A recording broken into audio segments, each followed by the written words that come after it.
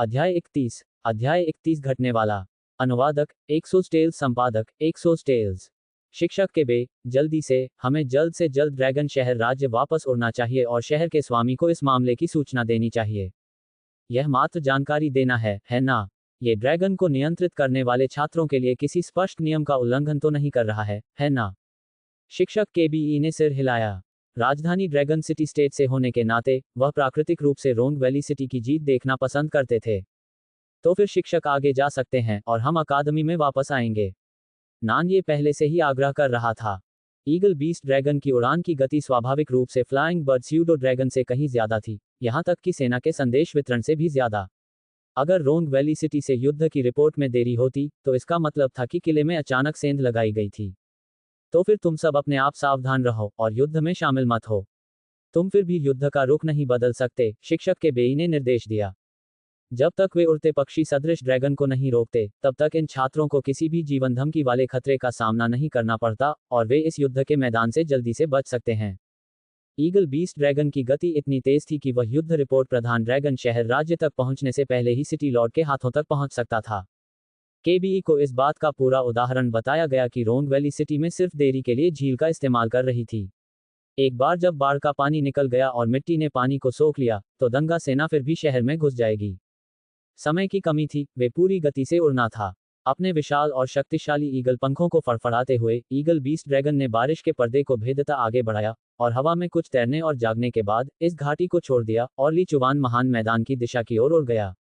पहाड़ उनके पीछे पीछे हटते चले गए, धीरे धीरे क्षितिज की ओर डूबते चले गए। केबेई की अभिव्यक्ति गंभीर थी क्योंकि उसने अपने ईगल बीस्ट ड्रैगन से अपनी गति बढ़ाने का आग्रह किया था। वे अभी तक बादलों और बारिश से बाहर नहीं निकले थे, लेकिन रोंग वैली सिटी पहले से अधिक दूर होती जा रही थी। ईगल बीस्ट ड्रैगन की गति के साथ पृथ्वी ड्रैगन सिटी स्टेट में वापस जाने में केवल आधे दिन लगेंगे। गहरे बादलों को चिरती हुई गर्म लाल रोशनी ऊपर आकाश से इस धरती पर चमक रही थी। जंगल के विशाल विस्तार को धीरे धीरे मेपल के लाल रंग में परिवर्तित होते देखा जा सकता था। झू मिंगलांग ने सहज रूप से अपना सिर देखा, बादलों से ढके आकाश पर नजर डाली, ऊपर उड़ती धुंध पर नजर डाली, और किसी बिंदु पर काले बादल लाल धुंध के ढेर में बदल गए थे, जो धुंधली लपटों की तरह लाल थे, धुंध को पतला कर रहे थे, और बादलों के नीचे सफेद वाष्प की धाराएं दिखाई दी, जैसे कि एक ताजा खुला स्थान। लाल आकाश घटना।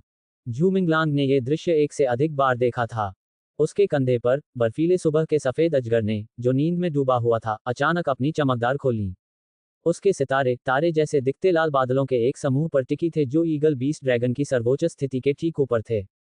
सावधान! झू मिंगलांग चिल्लाया। लाल आग के बादलों से एक विशालकाय ड्रैगन जिसके शरीर पर सोने की रोशनी बह रही थी, भयंकर रूप से नीचे की ओर झपटा। वह अविश्वसनीय रूप से मजबूत शरीर से भयानक बल के साथ ईगल बीस्ट ड्रैगन से टकराया। केबेई पूरी तरह से तैयार नहीं था और ईगल बीस्ट ड्रैगन ऐसा था जैसे उसे किसी आग के उल्कापिंड से चोट लगी हो। उसका शरीर नीचे की ओर गिर गया और नीचे जंगल की ओर गिर गया। जंगल की आग ने तुरंत ही आसपास के हवाओं को जला दिया, जिससे उसका एक बड़ा हिस्सा आग की दीवार में बदल गया, जो हवा के साथ आगे बढ़ने लगी। ईगल बीस्ट ड्रैगन ने खुद को गंदगी के ढेर से बाहर खींच लिया। गिरते समय उसने उन तीनों को बचाने के लिए अपने पंखों का इस्तेमाल किया था, लेकिन उसके दाहिना पंख टूट गए थे, और जब वह खड़ा हुआ, तो चील के पंख बाहर नहीं निकल पा रहे थे। ऐसा लग रहा था कि वह किसी भी क्षण था कंधे से गिर सकता है। जमीन पर कदम रखा ही ईगल बीस्ट ड्रैगन अपने चारों ओर की आग से बेखौफ, हवा में लाल सोने के फायर ड्रैगन अपनी सतह पर ईगल जैसी आंखों से गुस्से से घूरने लगा। क्या वुटू के पास भी ड्रैगन शेपर्ड है?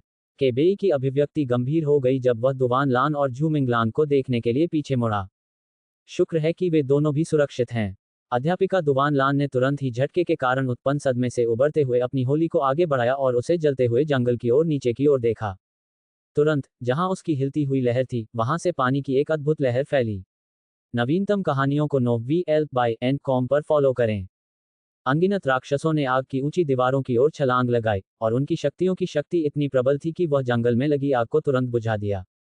उसी समय जिस क्षेत्र में पानी की लहरें फैली हुई थीं, वह किसी रहस्यमय गहरे तालाब के रास्ते जैसा लग रहा था। पानी की लहरों के बीच आध्यात्मिक क्षेत्र का प्रतीक स्पष्ट दिखाई दे रहा था।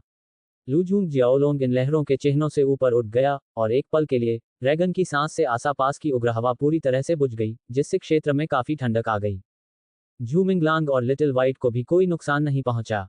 झू मिंगलांग की आंखें अहंकारी अति स्वर्ण जड़ित अग्नि ड्रैगन पर टिकी थी, उनकी आंखें गहरी सीधी हुई थीं। वह कैसे हो सकता है? सोना चढ़ाया आग ड्रैगन। तो युवा मास्टर झू भी यहाँ है, ये कितना अच्छा दिन रहा है। निश्चित रूप से, लुओ जियाओ की आवाज़ सोने की वापसी चढ़े फायर ड्रैगन से आई। के बेई ने झू मिंगलांग की ओर देखा और पूछा, ये व्यक्ति कौन है? सोने की वापसी पर चढ़ा हुआ फायर ड्रैगन, लुओ शियाओ, उसे डोंगक्सू किले में तैनात किया गया था, शिक्षक डुआन लैन ने इस समय बात की। झू मिंगलांग ने सिर हिलाया। चूंकि वह एक किले का कमांडर है, तो क्या उसे यहाँ के लोगों को नुकसान पहुंचाने के बजाय सैन्य खुफिया जानकारी की तुरंत रिपोर्ट नहीं करनी चाहिए? के बेई गुस्से से कहा। हा, ऐसा कैसा लगता है कि वॉरफील्ड की रिपोर्ट में देरी हुई? मैंने वॉरफील्ड के सभी दूतों को मार डाला है और फंसाया है, इसमें आपके जैसे दखलंदाज भी शामिल हैं। लुओ जियाओ के चेहरे के पीलेपन के माध्यम से एक रोगजनक क्रूरता झलक रही थी। इस मनोरोगी ने अंततः अपना असली रंग दिखा दिया।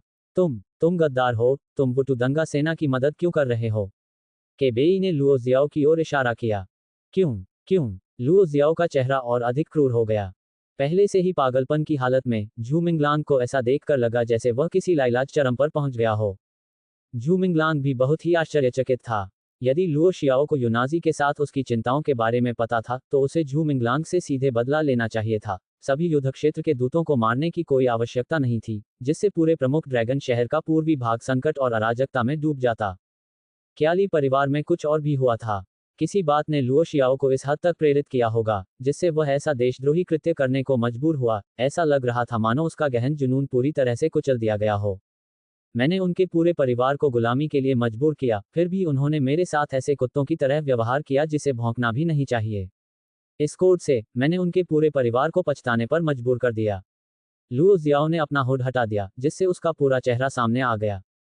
उसके चेहरे के किनारे से शुरू होकर, उसके कान के ऊपर से होते हुए, उसके सिर के पीछे तक एक भारी कोड़े का निशान था। उसके चेहरे के किनारे का फटा हुआ मांस अभी तक ठीक नहीं हुआ था। ताज़ा और जमा हुआ खून एक साथ मिला हुआ था, जो दिखा रहा था कि कोड़े कितने गंभीर थे। ये कोड मारे गए परिवार के मुखिया ली यंग की ओर से एक उपहार था। परिषद की बैठक समाप्त होने के बाद, उन्होंने परिवार के मुखिया से ली युंजी से संबंधित मामले पर पुनर्विचार करने का अनुरोध किया और अपने अटूट प्रेम का इजहार किया। लेकिन ली यंग की प्रतिक्रिया ये थी कि उसे कोड़ों से छुटकारा दिलाया गया। एक कलंकित प्रतिष्ठा के बावजूद, वह ली परिवार की युवा मिस है। तुम क्या हो? कोई भ्रम मत रखो और यह मत भूलो कि तुम कौन हो। ये चाबुक उसी स्थान को याद रखने के लिए है, और अगर तुम फिर से परिषद हॉल के भीतर सिद्धांतों पर सवाल उठाती हो, तो ली परिवार से बाहर निकल जाओ। कई दिनों तक ली यंग के शब्द उसे परेशान करते रहे, उसके दिमाग में बार बार छेड़ते रहे, उसे कष्ट देते रहे और उसे पागल की कयामत पर पहुंचा दिया। अध्याय 32 विकास काल व्हाइट ड्रैगन। अनुवादक एक्सोस टेल्स, संपादक एक्सोस टेल्स। लुओ जियाओ कोई सामान्य आज्ञाकारी घरेलू कुत्ता नहीं था। किले के हार के साथ, लुओ जियाओ को अराजकता में शामिल होने की भी जरूरत नहीं थी। वुटू ने आसानी से डोंगक्सू किले में भेजा। यहाँ तक कि खुद लुओ को भी अपने राज को खुलकर सामने लाने की जरूरत नहीं थी। उसे बस गुप्त रूप से किसी भी द्वेषी को मारने की जरूरत थी। इसलिए वुटू के विद्रोही सैनिकों को कुछ और दिनों के लिए प्रधान ड्रैगन शहर के हृदय क्षेत्र में आगे बढ़ने का मौका मिल सके। दुर्भाग्य से, रोंग वैली सिटी के ड्रैगन टैमिंग अकादमी के कर्मचारी विचाराधीन थे और लुओ जियो को मामले को अपने हाथों में लेना पड़ा। सभी संदेशवाहकों को बांधना आवश्यक नहीं था। जब तक इन 3 ईगल बीस्ट ड्रैगन से हल नहीं किया जाता, तब तक भले ही फ्लाइंग बर्ड छद्म ड्रैगन प्रमुख ड्रैगन शहर तक पहुंचने में कामयाब हो जाए, तब तक बहुत देर हो चुकी होगी। बेशक, इन तीनों में से झू मिंगलांग लुओ जियो के लिए एक अप्रत्याशित बोनस था। जब से कोंगटोंग ने लुओ शियाओ से झू मिंगलांग का जिक्र किया था, उसे कुछ अंदाजा हो गया था कि क्या हो रहा है। झू मिंगलैंग ड्रैगन टैमिंग अकादमी में रह रहा था और लुओ खुद युद्ध के मैदान में था। उसके पास अपने संदेह की पुष्टि करने का कोई समय नहीं था। कौन जानता था कि झू मिंगला इतिहास में से एक होगा जो संदेश भेजने की कोशिश कर रहा था। ये वास्तव में संभव था। यदि वह ड्रैगन टैमिंग अकादमी के भीतर छिपा रहता है, तो लुओ शियाओ के पास वास्तव में उससे निपटने का कोई रास्ता नहीं होता, क्योंकि अकादमी में शक्तिशाली व्यक्तियों की कोई कमी नहीं थी। ली युनाजी ने ड्रैगन टैमिंग अकादमी में उसे सुरक्षित रखा, फिर भी तुम अकेले ही मौत को गले लगाने के लिए बाहर आ गए। हे झू मिंगलैंग, तुमने और ली युनाजी ने वाकई बहुत बढ़िया प्रदर्शन किया है। लुओ जियाओ ने झू मिंगलांग को घूर कर देखा। उनकी भावनाएं धीरे धीरे नियंत्रण से बाहर हो रही थीं। यह विकृत है कि उसके सामने खड़ा आदमी उसके लिए कांटा था जो उसे रात में जगाए रखता था, और उसके चेहरे पर कोड़े के निशानों से हुए अपमान और ली परिवार से निकलने के दर्द को याद करके उसके सीन में सारा गुस्सा भड़क उठ। झू मिंगलांग, मैं पहले इन दोनों को मार डालूंगा, फिर मैं तुम्हारे मांस को थोड़ा थोड़ा करके काटूंगा, जबकि मैं आराम से कालकोठरी में तुम्हारी और ली युनाजी के बारे में तुम्हारी कहानी सुन रहा हूं। लुओ जियो ने अपनी मानवता पूरी तरह से खो दी थी, एक शातिर और बुरा भूत बन गया था। जैसे ही उसने कहा, सोने की परत चढ़ी आग के ड्रैगन ने एक बार फिर भयानक लपटें छोड़ी, जैसे ज्वालामुखी से अनगिनत मैग्मा फूट रहे हों, जो कमजोर जंगल पर बिखर रहे हों। यहां तक कि शिक्षक डुआन लैन के झान नदी ड्रैगन की धुंध भी हमले को रोक नहीं पाए। गर्मी ने उन्हें तेजी से घेर लिया, और पंखहीन ईगल बीस्ट ड्रैगन झान नदी ड्रैगन के बगल में खड़ा था। विशाल सोने की परत वाला फायर ड्रैगन आकाश से एक कोने पर जंगल में उतरा, जिसकी आग की भयानक लहरें ऊपर से नीचे लुढ़क रही थीं। गति इतनी जबरदस्त थी कि ऐसा लगा जैसे पूरा जंगल हिल रहा हो। ईगल बीस्ट ड्रैगन, आकार और शक्ति दोनों में, गोल्ड प्लेटेड फायर ड्रैगन से कमतर लग रहा था, हालांकि उसके एक पंख के विनाश के कारण। यह उनकी फुर्तीले शरीर से आकाश से गिरती आग की लहरों से बचने के लिए संघर्ष कर रहा था। झान नदी का ड्रैगन अपनी स्थिति बदल रहा है, जिससे झरने उठते रहे जो सोने की परत चढ़े अग्नि ड्रैगन की ओर बहते रहे। हालांकि पानी के नियमों ने इस शक्तिशाली ड्रैगन जानवर को मिटा दिया था, इसलिए यह अपने सामान्य रूप की तुलना में कुछ कमजोर दिखाई देने लगा था। सोने की परछाई चढ़ी हुई फायर ड्रैगन बहुत ही दुष्ट थी। यह आग की लहरों पर सवार होकर नीचे आया और ईगल बीस्ट ड्रैगन को हिलाकर रख दिया। ड्रैगन के दांत बाहर निकले हुए थे, उसका मुंह पिघले हुए लावा से भरा हुआ था। उसने ईगल बीस्ट ड्रैगन की गर्दन पर काट लिया। मोटे दांत मांस में गहरे धंस गए, जिससे ईगल बीस्ट ड्रैगन की गर्दन लगभग टूट गई। झान नदियों के ड्रैगन के शरीर में ठंडा पानी भर गया। वह तेजी से सोने की वापसी पर चढ़े अग्नि ड्रैगन के चारों ओर पानी के सांप की तरह माथे पर चढ़ गया और अपनी गर्दन और छाती को लपेट लिया, ताकि ईगल बीस्ट ड्रैगन को सोने की वापसी पर चढ़े अग्नि ड्रैगन के भयंकर दंश से बचने का मौका मिल सके। आओ! सोने की परछाई चढ़े फायर ड्रैगन ने अपना सिर उठाया। अग्नि शल्कों से चिपके हुए उसका पूरा शरीर अचानक सल्फर मोती की तरह फट गया, जिससे ड्रैगन किले के आकार के बारूद के ढेर में बदल गया। इस बर्फीले पानी से सुरक्षित झान नदियों के ड्रैगन को विस्फोट से उड़ा दिया। दो निम्न श्रेणी के ड्रैगन, ये सतह पर हों कि वे मुझसे मुकाबला कर सकते हैं। लो जियाओ दिल खोलकर हंसा। हालांकि एक ही ड्रैगन सामान्य स्तर पर, ईगल बीस्ट ड्रैगन और रजान रिवर ड्रैगन, स्वस्थ अवस्था में, अभी भी गोल्ड प्लेटेड फायर ड्रैगन के खिलाफ संघर्ष करेगा। अंततः स्वर्ण प्लेटेड फायर ड्रैगन अब एक उच्च रैंक ड्रैगन जनरल था। ईगल बीस्ट ड्रैगन की गर्दन से खून बह रहा था, उसके कई मजबूत पंख काट दिए गए थे। केबेई कुछ हद तक घबराया हुआ लग रहा था, वह जानता था कि ताकत में असमानता काफी थी। भले ही वह आत्मा क्षेत्र से अन्य ड्रैगन पुत्रों को बुलाए हो, लेकिन उनकी ताकत का सामना करना मुश्किल होगा। सोने से निर्मित अग्नि ड्रैगन। इसी तरह शिक्षक डुआन लैन का सबसे शक्तिशाली ड्रैगन झान नदी ड्रैगन था। बादलों और बारिश के व्यापक निर्माण के बिना वह कुछ समय तक और टाल सकती थी, लेकिन अब वह वास्तव में इस पागलपन का शिकार हो सकती है। हमली परिवार के साथ आपके प्रतिशोध पर एयोन मुंड सकते हैं, लेकिन आपको पता होना चाहिए कि ड्रैगन टैमिंग अकादमी जेंट्री की तरह नहीं है। यदि आप एक को मारते हैं, ड्रैगन टैमिंग अकादमी के शिक्षक या छात्र ने कहा, आपका अंत अच्छा नहीं होगा। इसलिए पहले तुम्हें मरना चाहिए, फिर मैं उन्हें मार दूंगा, हा हा हा। Luo Jiao. उपहास किया गया। सोने की परत चढ़ा हुआ फायर ड्रैगन पूरी तरह से सल्फर विस्फोटों में घिरा हुआ था, जिसके आसपास 50 मीटर के दायरे में सल्फर के घाव थे। यह इस भयानक ऊर्जा के साथ ईगल बीस्ट ड्रैगन पर घातक प्रहार करने के उद्देश्य से हमला किया। केवल आधे पंख के साथ ईगल बीस्ट ड्रैगन को उड़ान भरने के लिए बहुत संघर्ष करना पड़ा और सोने की परत चढ़े फायर ड्रैगन के सल्फर विस्फोट से बचने के लिए उसके पास छिपने के लिए कोई जगह नहीं थी। जैसे ही ईगल बीस्ट ड्रैगन बर्बाद होने वाला लग रहा था, एक तेज झोंका आया, जो सोने की परत चढ़े फायर ड्रैगन के विशाल शरीर को भेदता हुआ सीधे एक बड़े देवदार के पेड़ के ऊपर खड़े लुओ जियो की ओर बढ़ गया। झोंके में एक शुद्ध सफेद आकृति देखी जा सकती थी, जो बर्फ और हवा के मिश्रण की तरह थी, जो ड्रैगन शेपर्ड लुओ शियाओ पर हमला करने के लिए एक शक्तिशाली मंत्र का प्रयोग कर रही थी। बर्फीली सुबह का सफेद ड्रैगन। डुआन लैन ने उस आकृति को पहचान लिया। ये वास्तव में झूमिंगलैंग का आइस मॉर्निंग व्हाइट ड्रैगन था, जो अकादमी के दिनों से ही अधिक शक्तिशाली हो गया था। इस बार उसने जो बवंडर पैदा किया वह अधिक शक्तिशाली था, एक क्षैतिज बवंडर तूफान जिसने तीखे बर्फ के अनगिनत टुकड़ों को हिला दिया। आइस मॉर्निंग व्हाइट ड्रैगन अपने विकास चरण तक पहुंच गया था।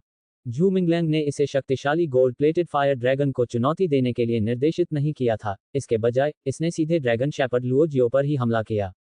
बर्फीले सुबह के सफेद ड्रैगन को देखकर लुओ जियाओ का चेहरा स्पष्ट रूप से बदल गया।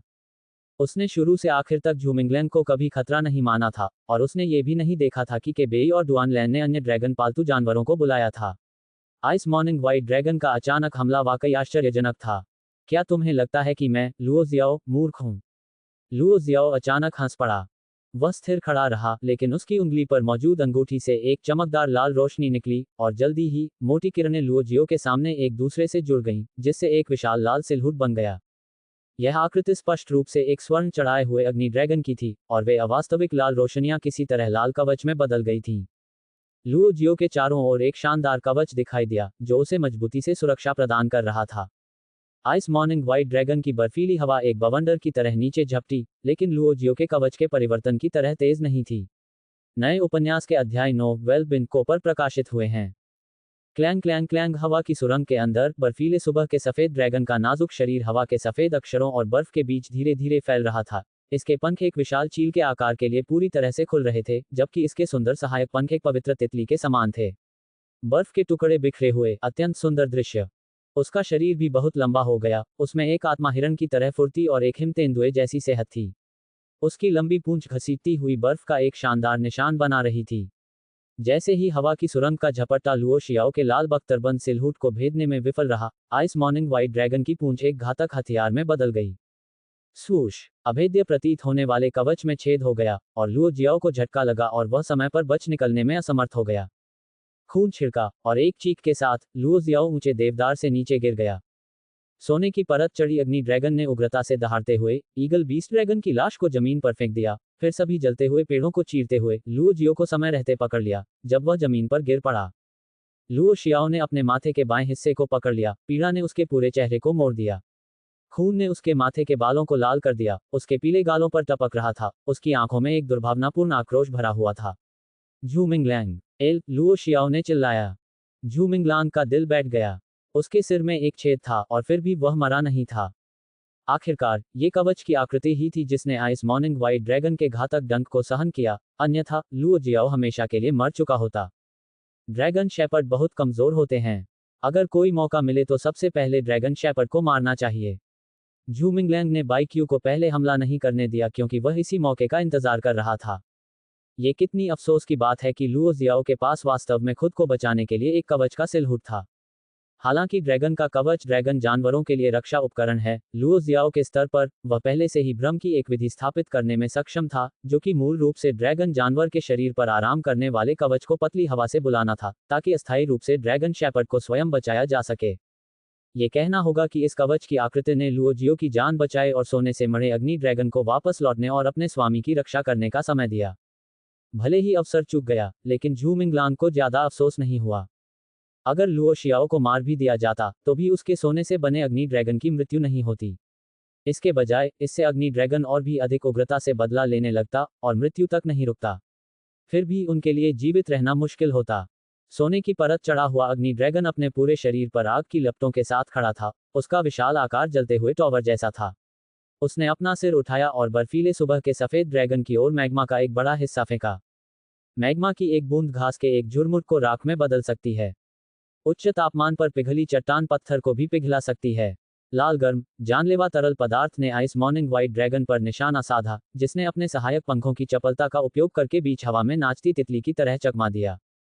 हवा में लपटों का एक बड़ा खंड प्रज्वलित हुआ, और बाईची उनके नीचे से गुजरी, मैग्मा की सीमा से बचने का प्रयास करते हुए। जब कहीं से सोने की परत चढ़ी आग के ड्रैगन ने हमला किया, उसके तीखे पंजे सीधे बर्फीले सुबह के सफेद ड्रैगन की गर्दन पर निशाना साध रहे थे।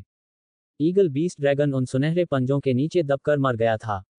अपने भारी शरीर के बावजूद सोने की परत चढ़ा हुआ फायर ड्रैगन वास्तव में अविश्वसनीय रूप से तेज था। पायथन भंवर। शिक्षक डुआन लैन की आवाज गूंजती है, जैसे झान नदी के ड्रैगन की पुतलियों नीली रोशनी से चमक रही हों। जहां उनकी दृष्टि पहुंची, वहां पानी के खुरदरे बंद भयंकर जल तत्व अजगरों में बदल गए, उनके लंबे शरीर के साथ कुंडलित एक उग्र भंवर बना रहे थे। जल ड्रैगन भंवर बगल से आया और सोने से मढ़े फायर ड्रैगन पर सटीक प्रहार किया और उसे जमीन पर गिरा दिया। वे जल तत्वीय और ड्रैगन भीषण टक्कर के कारण नष्ट नहीं हुए, बल्कि वे महीन जल सांपों में बदल गए, जो सोने से मधे फायर ड्रैगन के अंगों के चारों ओर लिप गए। हिस हिस हिस हिस। जो कभी ठंडे पानी का एक तालाब था, एक शक्तिशाली जल गहन कला नीचे रह रहा था और उथल पुथल हो रहा था। ड्रैगन की गहन कला भी धीरे धीरे वाष्पित हो रही थी। सोने से मढ़े अग्नि ड्रैगन की लपेटें इतने भारी और भयानक थे कि अग्नि नदी ड्रैगन की जलीय कलाओं को उसे रोकने में काफी संघर्ष करना पड़ा। अध्याय 33 डरांती पंजे वाला क्रूल ड्रैगन। अनुवादक एक्सोस टेल्स, संपादक एक्सोस टेल्स। यो। बर्फीले प्रातःकालीन श्वेत ड्रैगन ने एक लंबा मंत्रोच्चार किया, तथा बर्फ और हिम के पौराणिक फीनिक्स की तरह अपने भव्य मुख्य पंख फैलाए। उसके बर्फीले तल से बर्फीली ठंड फैल गई, जो अस्त व्यस्त जंगल में तूफान की तरह फैल गई, तथा वाष्पित होने वाला ठंडा पानी तेजी से चट्टानों जैसी ठोस बर्फ में प्रकट होने लगा। क्रेक क्रेक नो वी एल्बिन सी ओम पर नवीनतम नो वेल्स प्राप्त करें। पेड़ जम गए, चट्टानें जम गईं, सफेद बर्फ की चादर ने सोने की परत चढ़ाई, फायर ड्रैगन की उष्णता को ढक लिया, यहां तक कि ड्रैगन के चारों ओर पानी के सांपों को भी बर्फ के छल्लों में बदल दिया। बर्फ ने सोने से मढ़े फायर ड्रैगन को जंजीरों की तरह चिपका दिया, जिससे वह ऊपर उठने में असमर्थ हो गया। शिक्षक डुआनलान ने झूमिंगलांग की ओर देखा, उसके चेहरे पर खुशी की झलक थी। दुर्लभ अवसर का लाभ, जो जमीन पर पड़ा था, केबेई ने कुछ कदम पीछे हटकर अपना बायां हाथ धरती की ओर बढ़ाया, जमीन के नीचे की ओर, और अपना आत्मिक क्षेत्र खोल दिया। उसकी गर्दन में आत्मिक क्षेत्र के मानचित्र का स्वरूप उभरता हुआ था और उसके सामने मिट्टी भरी जमीन पर लहरें दिखाई दे रही थीं, जिससे धरती अचानक हिलने लगी। जैसे ही पत्थर उड़ रहे थे और मिट्टी उछल रही थी, केबे एक पागल ड्रैगन को बुलाया जा रहा था। यद्यपि यह ईगल बीस्ट ड्रैगन की तुलना में कमजोर था, इस मैड ड्रैगन के पास एक असाधारण मोटा शरीर था जो सोने की परत वाले फायर ड्रैगन के कई पूर्ण शक्तिशाली हमलों को झेलने में सक्षम था। अंततः उन पर हमला किया गया और उन्हें वापस लाने का कोई मौका नहीं मिला, अगर आइस मॉर्निंग वाइट ड्रैगन और झान रिवर ड्रैगन ने उन्हें नहीं फंसाया होता। सोने की वापसी चढ़ी फायर ड्रैगन, केबेई ने लड़ाकू से समान सील को खोलने की हिम्मत नहीं की होगी, क्योंकि सामान के लिए अविभाजित ध्यान और थोड़े समय की आवश्यकता होती है। शिक्षक केबे, सावधान रहो। अचानक झूमिंगलांग ने अपनी पूरी आवाज में चिल्लाया। केबी पीठ का काम पूरा करने वाला ही था, लेकिन उसे ठंडा महसूस हुआ, जैसे किसी ने उसकी गर्दन के पीछे ठंडा चाकू घुमाया हो। उसने पलट कर देखा तो एक तीखा पंजा दिखाई दिया। इस पंजे में कोई उंगली की हड्डी नहीं थी, यह एक चीरने वाली दरांती की तरह थी, जो उस पर वार कर रहा था। कुछ ही समय पहले झूमिंगलैंग ने इस क्षण का अनुमान लगाया था, लेकिन उसके पास कोई अन्य ड्रैगन पालतू जानवर नहीं था। यदि केवल महान अजगर आत्मा वहां होती, तो ये शिक्षक केबेई को थोड़ा समय दे सकता था। स्विश! दरांती के पंजे ने फिर भी केबी की छाती को चीर दिया, जिससे खून निकला लगा। केबे जमीन पर गिर पड़ा, लेकिन दरांती पंजे वाले क्रूर ड्रैगन ने उसे छोड़ने का कोई इरादा नहीं किया। दरांती पंजे वाले क्रूर ड्रैगन ने कुछ ही पैदल में केबेई को पकड़ लिया, अपने दूसरे पंजा केबेई के पेट में बुरी तरह से घुस गया, फिर जैसे कि अपनी शिकार ट्रॉफी देखने के लिए उसने केबेई को हवा में उठा लिया। दरांती पंजे वाले क्रूर ड्रैगन की प्रकृति वास्तव में लुओजियो की असली प्रकृति थी। इस रक्तपिपासु प्राणी को किसी समय बुलाया गया था, ऐसा दिखता है कि वह आसपास ही छिपा हुआ था, इस अवसर की प्रतीक्षा कर रहा था। भागो, भागो! केबेई, पंजे से लटका हुआ, तुरंत नहीं मेरा। वह खून से भरी आंखों से झूमिंगलांग की दिशा में घूरता रहा, ये शब्द बोलने के लिए संघर्ष कर रहा था। तुम सबको मरना होगा, लुओ जियाओ ने फिर से आदेश जारी किया, इस बार झूमिंगलांग को लक्ष्य करके। लुओ शियाओ एक खूनी पागल था, फिर भी उसके विचार स्पष्ट थे। वह अच्छी तरह जानती थी कि उन तीनों में सबसे ताकतवर थी, वह लुओ शियाओ का मुख्य लक्ष्य था जिसे मारना था। आकाश से आरंभिक घात से लेकर चुने गए क्षण और हत्या के आदेश तक। भले ही आइस मॉर्निंग वाइट ड्रैगन ने लुओ जियाओ के जीवन को खतरे में डाल दिया था, लेकिन लुओ जियाओ ने दरांती पंजे वाले क्रूर ड्रैगन को प्रकट नहीं किया, ताकि वह महत्वपूर्ण क्षण में बेई पर घातक प्रहार कर सके। बाईची ने पहले ही दरांती पंजे वाले क्रूर ड्रैगन को पहचान लिया था, जिसके पंख झूमिंगलांग की दिशा में फड़फड़ा रहे थे, जिससे हवा का रुख बदल रहा था। उसके पंखों के नीचे का रोएदार पदार्थ बर्फ के रोएदार हथियार में बदल गया और क्रॉसवाइंड के साथ दरांती पंजे वाले क्रूर ड्रैगन की ओर से प्रहार किया गया। दरांती पंजे वाला क्रूर ड्रैगन, सोने की परछाई चढ़े फायर ड्रैगन से कहीं कमजोर और स्पष्ट रूप से घात लगाने में माहिर था। उसने खुद को परास्त पाया क्योंकि बाईक्यू स्पष्ट रूप से प्रकृति तक पहुंच गया था, कुछ निचले रैंक वाले ड्रैगन जनरलों की बल से मेल खाता था। इसके बर्फ के नाखून बर्फ के स्पाइक तूफान के समान एक तूफान में बह गए, जिसने दरांती पंजे वाले क्रूर ड्रैगन के सभी संभावित हमलों को बड़े पैमाने पर बंद कर दिया। दरांती पंजे वाले क्रूर ड्रैगन ने केबे और झूमिंगलांग दोनों पर हमला करने का इरादा किया था, लेकिन उसे झूमिंगलांग को मारने का विचार छोड़ दिया। बर्फ की कीलों की बौछार से दरांती पंजे वाला क्रूर ड्रैगन पहले ही पीछे हटना चाहता था, लेकिन फिर भी उसकी पीठ में कुछ कीलें धंस गईं। दरांती पंजे वाले क्रूर ड्रैगन ने कई बार करुण चीखें निकाली और तेजी से पूरे जंगल में भाग गया और फिर कभी दिखाई नहीं दिया। ये दुख की बात थी, यदि अधिक बर्फ की किरणें उस पर पड़ती हैं, तो वे दरांती पंजे वाले क्रूर ड्रैगन की पीठ की मांसपेशियों को जमा देती हैं, जिससे उसकी पीठ की शक्ति अकड़ जाती है। बाईक्यू, चलो चलें। झूमिंगलांग ने सोने की परछाई चढ़े फायर ड्रैगन की ओर देखा, जो अपनी बर्फीली बेसिस से मुक्त होने के लिए संघर्ष कर रहा था, और रचनाकार के रूप में चिल्लाया। आइस मॉर्निंग वाइट ड्रैगन नीचे की ओर घूम रहा है और झूमिंगलांग की दिशाओं में घूम रहा है। झूमिंगलांग ने आइस मॉर्निंग वाइट ड्रैगन का पंजा पकड़ लिया और हवा में उठा लिया गया। शिक्षक दुवानलैन, युद्ध में देर मत करो। केबीई की मौत से अभी भी उबर नहीं पाए। शिक्षिका दुवानलान ने केवल झूमिंगलांग का हाथ पकड़ने के लिए हाथ बढ़ाया, जबकि वह और आइस मॉर्निंग वाइट ड्रैगन उसके पास से उड़कर गुजरे। गुरगल, डराती पंजे वाला क्रू ड्रैगन उन्हें सुरक्षित रूप से ऊपर नहीं चढ़ने देता। मांसाहारी जानवर बहुत तेज गति से एक बड़े पेड़ पर चढ़ता है, फिर पेड़ की चोटी से छलांग लगाता है, अपने अगले पैरों को हड्डियों के दरांतियों में बदल देता है जो हवा में बर्फीली चमक के साथ वार करते हैं, और नीचे बर्फीले सुबह के सफेद ड्रैगन से लटके झूमिंगलांग और डुआनलैन पर भारी हमला करते हैं। झान नदी का ड्रैगन ठीक समय पर प्रकट हुआ, उसकी पूंछ पहाड़ी जंगल की सतह से ऊपर उठी, जिससे डरांती पंजे वाला क्रू ड्रैगन उड़ गया। चीख के साथ डरांती पंजे वाला क्रू ड्रैगन लहूलुहान और क्षतिग्रस्त होकर चट्टानों के ढेर से टकराया। शिक्षक डुआनलैन, जल्दी से झान नदी ड्रैगन को वापस ले लो, झूमिंगलांग ने उत्सुकता से आग्रह किया।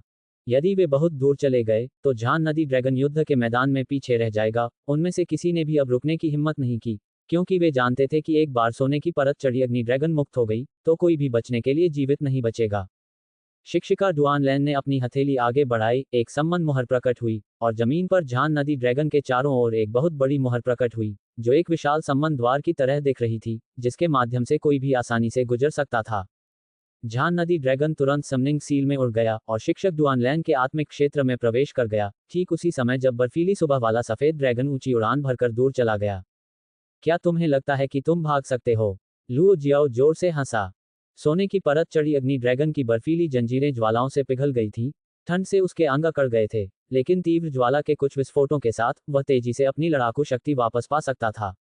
बर्फ से ऊपर उठते हुए सोने की परत चढ़ी अग्नि ड्रैगन अपने पंख फैलाकर उसका पीछा करने ही वाली थी कि अचानक एक क्रोधित दहाड़ हवा में भर गई और एक उन्मत्त मिट्टी का ड्रैगन सोने की परत चढ़ी अग्नि ड्रैगन से जा टकराया।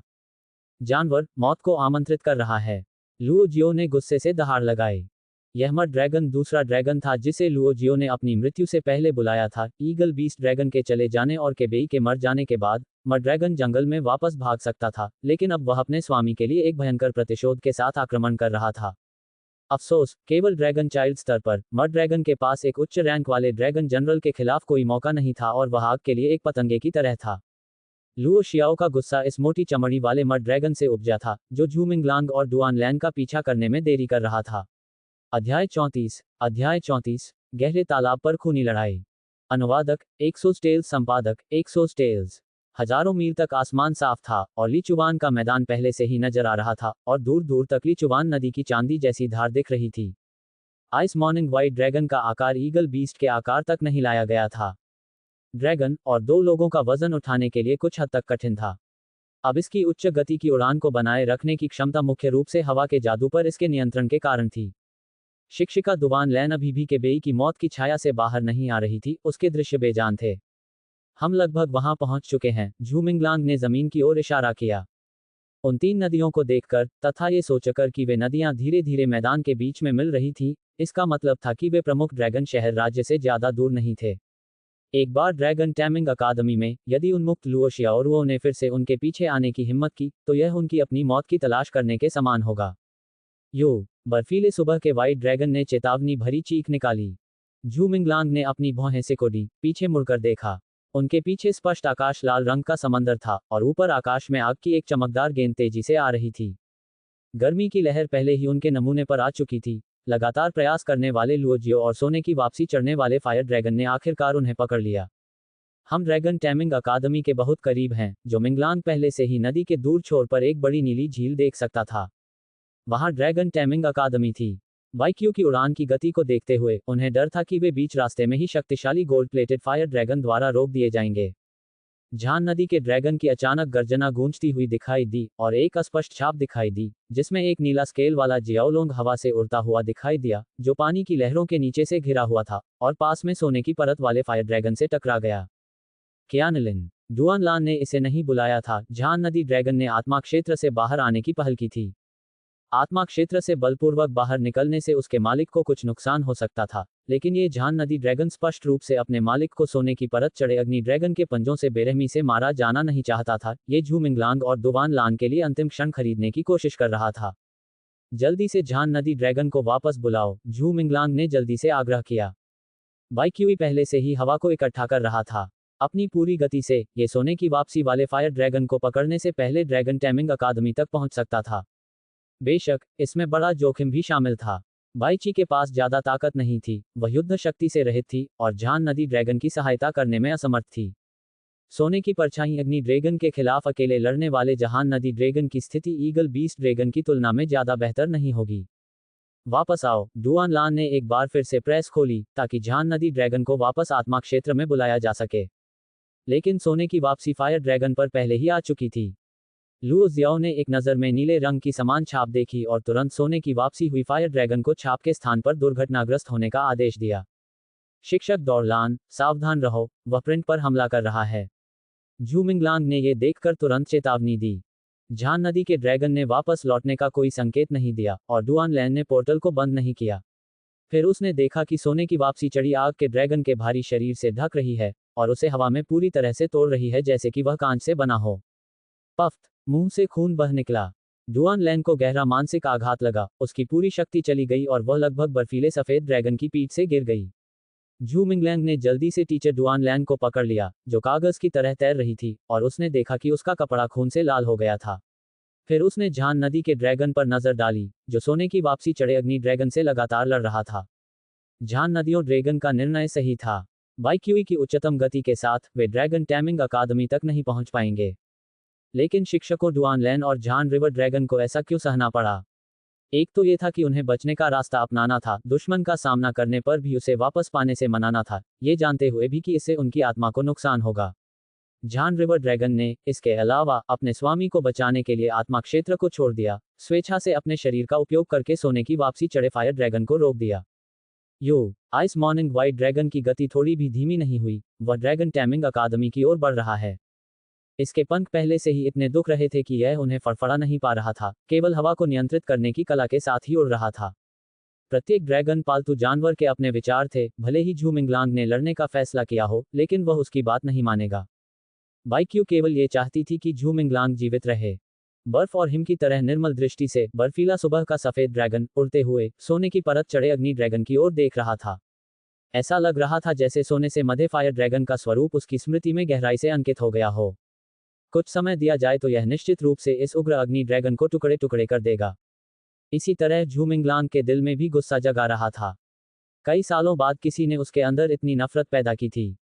आज की उदासी का बदला झू मिंगलांग को 10 गुना चुकाना होगा। लाल आसमान के बीच झान नदी के ड्रैगन के शरीर से अनगिनत नीले रंग के तराजू छिल रहे थे, वह सिर से लेकर पूंछ तक खून से लथपथ था। बहुत अधिक मात्रा में मन के साथ भी वह सोने की वापसी वाले फायर ड्रैगन का मुकाबला नहीं कर सका। लनाथ है, लनाथ है, लनाथ है। लुओ जियाओ ने गरज की तरह क्रोध किया। ये झान नदी ड्रैगन ने झू मिंगलांग का पीछा करने में देरी कर दी थी, और अब वह देख रहा था कि ice morning white dragon dragon taming academy के क्षेत्र में उड़ने वाला था। इसे फेंक दो और पीछा करो, लुओ जियाओ ने आदेश दिया। सोने की परत चढ़ी अग्नि ड्रैगन झान नदी ड्रैगन के पूरे सिर को निगलना चाहती थी, लेकिन आदेश सुनते ही उसने मरते हुए झान नदी ड्रैगन को क्रूरतापूर्वक जमीन की ओर फेंक दिया। आग की लपटें उठाते हुए सोने की परत चढ़े अग्नि ड्रैगन ने अपने विशाल पंख फड़फड़ाए और ड्रैगन टैमिंग अकादमी का पीछा किया। झान नदी ड्रैगन तेजी से नीचे गिर रहा था, यदि वह सीधे सपाट जमीन पर गिरता तो निश्चित रूप से खूनी अविभाज्य स्थिति उत्पन्न होती। लेकिन उसके ठीक नीचे ली चुवान नदी बह रही थी। उसका शरीर पानी में डूब गया, उसका खून पूरी नदी में फैल गया, जिससे बड़े बड़े चौंकाने वाले धब्बे बन गए। कुछ ही देर में वह फिर से सतह पर तैरने लगा, एक फेंकी हुई लाश की तरह पेट के बल नदी की तेज धारा के साथ बहता हुआ, लहरों के साथ बेमतलब बहता हुआ, बिना ये जाने कि वह कहां जाकर खत्म होगा। नवीनतम कहानियों का अनुसरण करें NoVL/N.com पर। फीनिक्स एम्बैंकमेंट टाउन में पुल के पास कुछ विक्रेता हंसी खुशी एक दूसरे को अलविदा कह रहे थे, अपने कंधे पर रखी डंडियां उठाए हुए रात के खाने के लिए घर जाने के लिए तैयार थे। आड़ू बेचते हुए फैंग नियानियन ने भी अपनी बांस की टोकरी कंधे पर उठा रखी थी, लेकिन उसकी टोकरी में आड़ू नहीं बल्कि बदबूदार मछली जैसे रेशम के कीड़े थे। वह असंतुष्ट भाव के साथ अनिच्छा से झील के किनारे की ओर चली गई। मुंह बनाते हुए फैंग नैनियन को वास्तव में समझ में नहीं आया कि कुछ सामान बेचने का मतलब ये क्यों था कि उसे नैनी टीचर बनना पड़ा। आखिर क्यों उन्होंने उसे खिलाने के लिए एक विशाल काले बदसूरत मगरमच्छ आत्मा को उसके ऊपर फेंक दिया। यहां तक कि एक केयरटेकर की फीस भी इसके लायक नहीं थी। झील के किनारे महान मगरमच्छ आत्मा को भरपेट भोजन कराने के बाद अंधे ऊप के मूड में फैंग नैनियन को अचानक एक उज्ज्वल विचार सूझा। तुम मेरे लिए धूल से कुछ बड़ी सफेद मछलियां पकड़ो और घर ले जाओ और सफेद सूप के लिए पकाओ। बस इसे आज के खाने के लिए अपना वेतन समझो, फैंग नियानियन ने पानी में काले मगरमच्छ आत्मा से कहा। ग्रेट एलिगेटर स्पिरिट बहुत समय से ऊब चुका था। झू मिंगलैंग ने उसके घूमने के क्षेत्र पर सख्त सीमाएं तय कर दी थीं, और चूंकि कोई उसे वाटरफॉल पूल में ले जा रहा था, इसलिए उसे हर जगह भटकना नहीं माना जाएगा। फेंग नैनियन का अनुसरण करते हुए महान मगरमच्छ आत्मा फीनिक्स तटबंध शहर से होकर चली गई। हालांकि वह गलियों में ही रही, फिर भी उसे कुछ पैदल यात्री मिले। शुक्र है कि फीनिक्स तटबंध शहर के लोगों ने बहुत से निर्जीव ड्रैगन शेपर्ड देखे थे, इसलिए उन्हें कोई ऐसा व्यक्ति नहीं मिला जो मगरमच्छ को असामान्य तरीके से टहला रहा हो, बशर्ते वे रास्ते से हटकर चलते रहें। झरना पूल के पास चक्कर लगाते हुए फैंग नैनियन ने अपनी आस्तीन चढ़ाई और बिग ब्लैक टूथ को औपचारिक रूप से निर्देश देना शुरू कर दिया। अरे मूर्ख, तू विशालकाय अनाड़ी मछली, क्या तेरे अंदर सुअरों का खून है? तूने आधे रास्ते में ही पीछा करना क्यों छोड़ दिया? जैसे ही फैंग नैनियन हताशा में मछली पकड़ने के लिए पानी में कूदने वाला था, एक विशाल छाया तेजी से बहते झरने में प्रकट हुई, जो एक प्राचीन जल सर्प की तरह तालाब में गिर गई। अचानक खून की गंध हवा में फैल गई, जिससे फैंग नैनियन डर के मारे पानी में गिर गई। सौभाग्य से वह एक उथले क्षेत्र में गिर गई। जैसे ही वह पानी से बाहर निकली, फैंग नैनियन ने झरने से गिरे जीव को देखा और उसे आश्चर्य हुआ कि वह एक ड्रैगन था। एक ड्रैगन ऊपर से कैसे गिर सकता है? इसके अलावा ये ड्रैगन मृत प्रतीत हो रहा था। इसका शरीर झरने की धाराओं से बेजान होकर बह रहा था, तथा उसमें जीवन या शक्ति का कोई लक्षण नहीं दिख रहा था। ओह! बिग ब्लैक टूथ ने ड्रैगन को देखा और उसे पुकारता रहा। वह तैरता हुआ ड्रैगन के पास गया, जो एक लाश की तरह दिख रहा था। क्या आप ये जानते हैं? फैंग नैनियन ने हैरान होकर पूछा। तालाब बहुत बड़ा था और खून की गंध जल्दी ही फैल गई, खास तौर पर असली ड्रैगन के खून की। कुछ ही समय में इस तालाब में रहने वाले जीव पानी के नीचे से बाहर आने लगे, जिनमें कुछ राक्षस आत्माएं भी शामिल थीं जिन्होंने झरने के पीछे अपना घोंसला बनाया था। वे सभी गंध से आकर्षित हुए। फैंग नैनियन ने भय से देखा कि विभिन्न राक्षस पूल से बाहर निकलने लगे। वे इतने भयभीत थे कि अब जोर से बोल भी नहीं पा रहे थे। उसने पहले इस पूल में इतने सारे राक्षस क्यों नहीं देखे थे? क्या ये ड्रैगन के शव के कारण था कि वे सभी उसमें हिस्सा चाहते थे? वास्तव में राक्षस नीले ड्रैगन के चारों ओर एकत्र हो गए, और राक्षसों की संख्या को देखते हुए बड़े ड्रैगन को हड्डियों तक साफ करने में अधिक समय नहीं लगा। वो महान मगरमच्छ आत्मा ड्रैगन के बगल में पहरा दे रही थी, दूर जाने का कोई इरादा नहीं दिखा रही थी। छोटे राक्षसों से चारों ओर से खतरा महसूस करते हुए वह पानी के राक्षसों के बड़े समूह पर दहाड़ने लगी। बड़े काले दांत, तुम क्या कर रहे हो? वे ड्रैगन की लाश खाना चाहते हैं, फैंग नैनियन चिल्लाया। महान मगरमच्छ आत्मा लगातार भयंकर रूप से दहाड़ रही थी। उसकी नजरें निकट आ रहे छोटे राक्षसों पर टिकी हुई थीं। राक्षसों में से एक पूल सांप अपने नुकीले दांत दिखा रहा था और झपटने वाला था। उस समय महान मगरमच्छ आत्मा ने पहले हमला किया, एक क्रूर मगरमच्छ की तरह झपट्टा मारा, सभी छोटे राक्षसों के सामने उस मोटे जहरीले सांप को काट लिया और उसे 2 टुकड़ों में फाड़ दिया। आसपास के छोटे राक्षस सावधान होकर थोड़ा पीछे हट गए, लेकिन अधिक से अधिक राक्षस आत्माएं ड्रैगन के खून की गंध से आकर्षित होकर झान नदी के ड्रैगन के चारों ओर घेरा बनाकर आ गईं और बड़े काले दांत को घूरने लगीं। फैंग नैनियन को इस बात का कोई अंदाजा नहीं था कि वह बड़ा बेवकूफ मगरमच्छ क्या कर रहा था। अपने खेती के आधार के साथ एक मगरमच्छ जो ड्रैगन परिवर्तन के करीब है, वह आसानी से अपने लिए एक बड़ा हिस्सा दावा कर सकता था। जब तक वह नीले ड्रैगन पर एकाधिकार नहीं करना चाहता था, तब तक पूल के अन्य निवासी उस पर हमला नहीं करते। इससे पूल में मौजूद सभी राक्षस क्यों नाराज हो रहे थे? ओह! महान रहस्यमय आत्मा ने फिर से दहाड़ लगाई, लेकिन इस बार राक्षस समूह की कर्कशता ने उसकी दहाड़ को दबा दिया। सभी राक्षस आत्माओं की आंखों में भयंकर चमक थी, क्योंकि वे झान नदी के ड्रैगन पर झपट पड़े थे, जो उनके सामने एक स्वादिष्ट व्यंजन की तरह पड़ा था। बड़ा काला दांत फिर भी पीछे नहीं हटा। उसने युद्ध में छोटे छोटे राक्षसों का सामना किया, जिससे भयंकर संघर्ष में पानी खूनी लाल हो गया। मैं मदद करने जा रहा हूँ। धीरज रखो, बड़ा आदमी। फैंग नियान को एहसास हुआ कि बिग ब्लैक टूथ जमाखोरी करने की कोशिश नहीं कर रहा था, बल्कि झान नदी ड्रैगन की रक्षा कर रहा था। अपनी भीगे कपड़ों की परवाह न करते हुए वह ड्रैगन टैमिंग अकादमी की दिशा की ओर दौड़ी। दहाड़ें तेज होती गईं और छोटे छोटे राक्षस जो आमतौर पर गहरे तालाब में छिपे रहते थे, अब अविश्वसनीय रूप से क्रूर और आक्रामक हो गए। 200 साल पुरानी हिंसक कैटफिश की लाश भी उनके लिए प्रतिस्पर्धा की वस्तु थी, असली ड्रैगन की तो बात ही छोड़ दी। अध्याय 35 ड्रैगन बनना। अनुवादक एक्सोस टेल्स, संपादक एक्सोस टेल्स। मांस खाने और खून पीने के बाद वे भी ड्रैगन रूपांतरण से उत्पन्न होने में सक्षम आत्माएं बन जाएंगे, और कुछ राक्षसी आत्माएं ड्रैगन गेट पर छलांग लगाने से सिर्फ एक अवसर की दूरी पर थीं। हालांकि महान अजगर आत्माएं अपने मजबूत शरीर पर भरोसा करते हुए उनके मार्ग में चलती थीं। महान मगरमच्छ आत्माओं ने कई प्रमुख छोटे राक्षसों को काट काट कर मार डाला, लेकिन वह तालाब के राक्षसों के इतने बड़े समूह का सामना कैसे कर सकती थी? कुछ ही देर में महान अजगर आत्मा का शरीर काटने के निशानों से भर गया, उसके खूनी ड्रैगन के खून के साथ मिल गया, फिर भी जिद महान मगरमच्छ आत्माओं को 1 इंच भी पीछे नहीं हटाया गया। उसने अपने मगरमच्छ के सींग का उपयोग करके 1 सदी पुराने राक्षस सॉफिश को छेद दिया और अपने पंजे के एक युद्ध से उसने एक मेढक आत्माओं को कुचल दिया। फिर एक जंगली जानवर की इसी तरह हमला किया और उन सभी राक्षसों को मार गिराया जो जियाओलोंग पफल की कोशिश कर रहे थे। ओहो, बड़े काले दांत की भयंकर और हिंसक चीख ने कुछ क्षणों के लिए छोटे छोटे राक्षसों के समूह को प्रभावित किया, लेकिन झरने के पास कुछ अन्य भी थे जो हिंसक कैटफिश के समान क्षमता के प्राणी थे। छायाएं धीरे धीरे तालाब के चारों ओर दिखाई देने लगी, जो लगातार हमले करते बैठे और गुर्राते रहे। चारों ओर दहाड़ें गूंज रही थीं और मरते हुए झान नदी के ड्रैगन ने अपने भारी भरकम खोली। उसने खून से रंगा हुआ एक बड़ा काला अजगर देखा। उसने तालाब में घुटनों के बल भरे पानी के राक्षस को देखा। झान नदी के ड्रैगन का जीवन अपने अंत के करीब था, लेकिन उसने कभी उम्मीद नहीं की थी कि अपनी अंतिम सांस से पहले उसे एक परिचित छोटी सी आत्मा देखने को मिलेगी। यह अभी भी बहुत कमजोर था, स्पष्टतः ये ड्रैगन गेट भी पार नहीं कर पाया था, लेकिन अब तक उसने एक भी राक्षस को अपने पास नहीं आने दिया था। उफ! झान नदी ड्रैगन ने कमजोरी से आवाज लगाई, काले दांत को इस स्थान को छोड़ने का संकेत देते हुए, क्योंकि जल्द ही या बाद में यह इन राक्षसों द्वारा टुकड़े टुकड़े कर दिया जाएगा। ओहो! काला दांत दहाड़ उठा, अपनी जगह से 1 इंच भी नहीं हिला। उसने एक बार फिर 100 साल पुरानी पाइक मछली पर झपट्टा मारा, अपने पंजे और काले दांतों से उसे टुकड़े टुकड़े कर दिया। झरने से अभी अभी साफ हुआ तालाब का पानी फिर से दिखता खून से लाल हो गया, जिसमें काले दांत की पीठ से बहता मगरमच्छ का खून भी बह रहा था।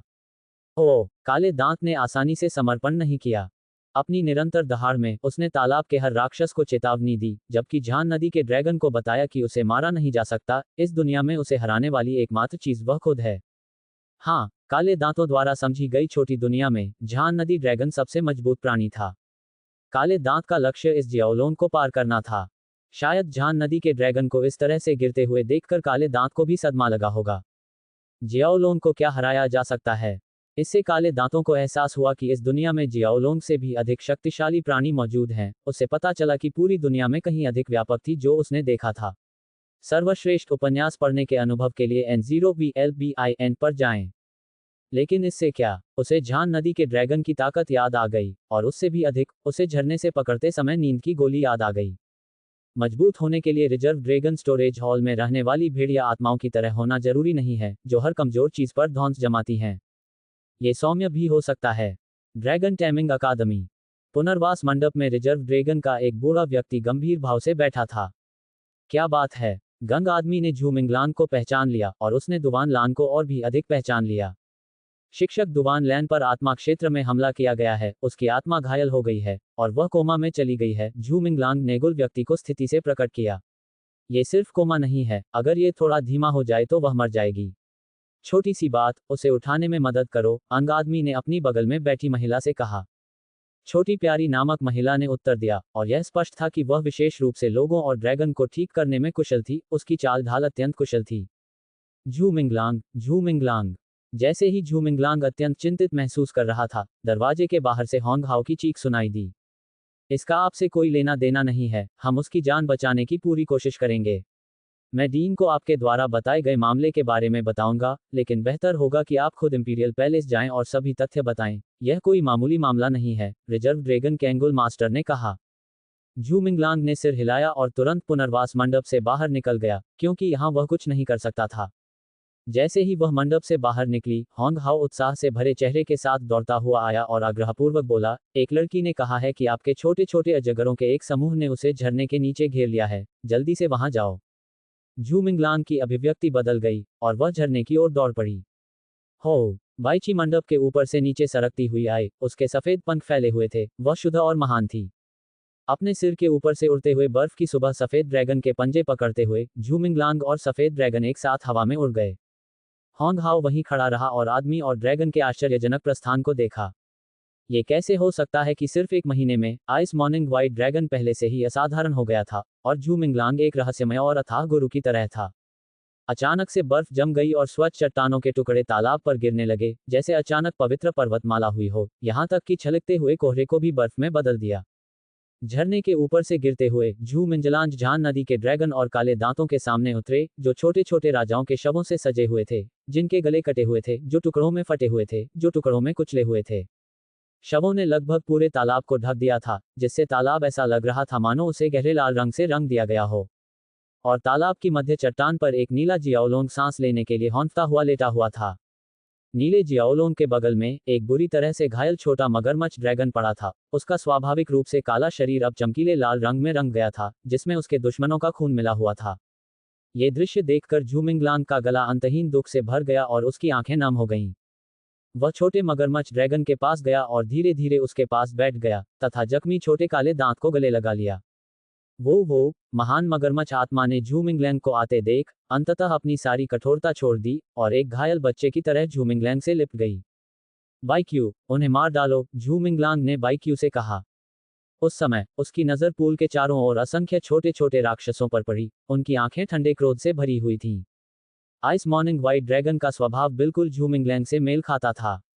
ये धीरे धीरे ऊपर की ओर बढ़ता हुआ ऊपर से गहरे तालाब के सभी पानी के राक्षसों पर हावी हो गया और इन लालची साधारण राक्षसों को नीचे से देखता रहा। यो, एक लंबी चीख के साथ आइस मॉर्निंग व्हाइट ड्रैगन के शरीर से बर्फ के बड़े बड़े टुकड़े निकले, जो प्रत्येक पंख और पंख से चमकते हुए चिपके हुए थे, मानो उन्होंने कोई पवित्र कवच पहन रखा हो, जिससे मूल रूप से मुलायम पंखों वाला आइस मॉर्निंग व्हाइट ड्रैगन एक सम्राट की तरह भव्य दिखाई दे रहा था। यो, क्रिस्टल के पंख अचानक खुल गए और तुरंत ही चारों ओर एक ठंडी हवा फैल गई। ये ठंडी सांस इतनी अत्याचारी थी कि बहते झरनों को ग्लेशियर में बदल सकती थी। और तालाब की सतह पर मौजूद उन राक्षसी आत्माओं को, जो पहले से ही घबराकर भाग रहे थे, यह एहसास नहीं हुआ कि मृत्यु के देवता की नजर पहले से ही उन पर टिकी हुई थी। क्रैक क्रैक, पानी की सतह जम गई थी, चट्टान की तरह मोटी, और वे राक्षस अभी भी बचने के लिए पूल में गहरे गोता लगाने की सोच रहे थे, लेकिन उनके पीछे हटने का अनुमान आइस मॉर्निंग व्हाइट ड्रैगन ने पहले ही लगा लिया था। क्रैक क्रैक, बर्फ के टुकड़ों पर खड़े होकर उन छोटे राक्षसों के शरीर में अकड़न आ गई। जल्द ही उनमें दौड़ने की भी ताकत नहीं रही। उनके शरीर धीरे धीरे नीचे की मोटी बर्फ से चिपकने लगे। सबसे पहले उनकी त्वचा और मांसपेशियां बर्फ में बदल गईं, फिर उनका मांस और हड्डियां बर्फ में बदल गईं, अंततः उनके शरीर में बहने वाला रक्त भी पूरी तरह से जम गया। एक के बाद एक बर्फ की मूर्तियां तालाब की सतह पर दिखाई देने लगी। हत्यारे बाईची ने हमलावरों में से किसी को भी भागने नहीं दिया। वे बर्फ पर जमकर जीवन के सभी चिन्ह खो बैठे। हु, हवा जमी हुई झरने और तालाब पर जोर से प्रहार कर रही थी, तथा जल राक्षसों के जमे हुए शरीरों पर भी प्रहार कर रही थी। हालांकि सभी मांस और हड्डियों से बने थे, लेकिन वे हवा में बिखरकर बर्फ के असंख्य धूल कणों में बदल गए, जैसे कि सफेद रेत के छोटे कण। छोटे काले दांत, तुमने झान नदी के ड्रैगन की रक्षा की, यह मरा नहीं है। झान नदी का ड्रैगन अभी भी जीवित था।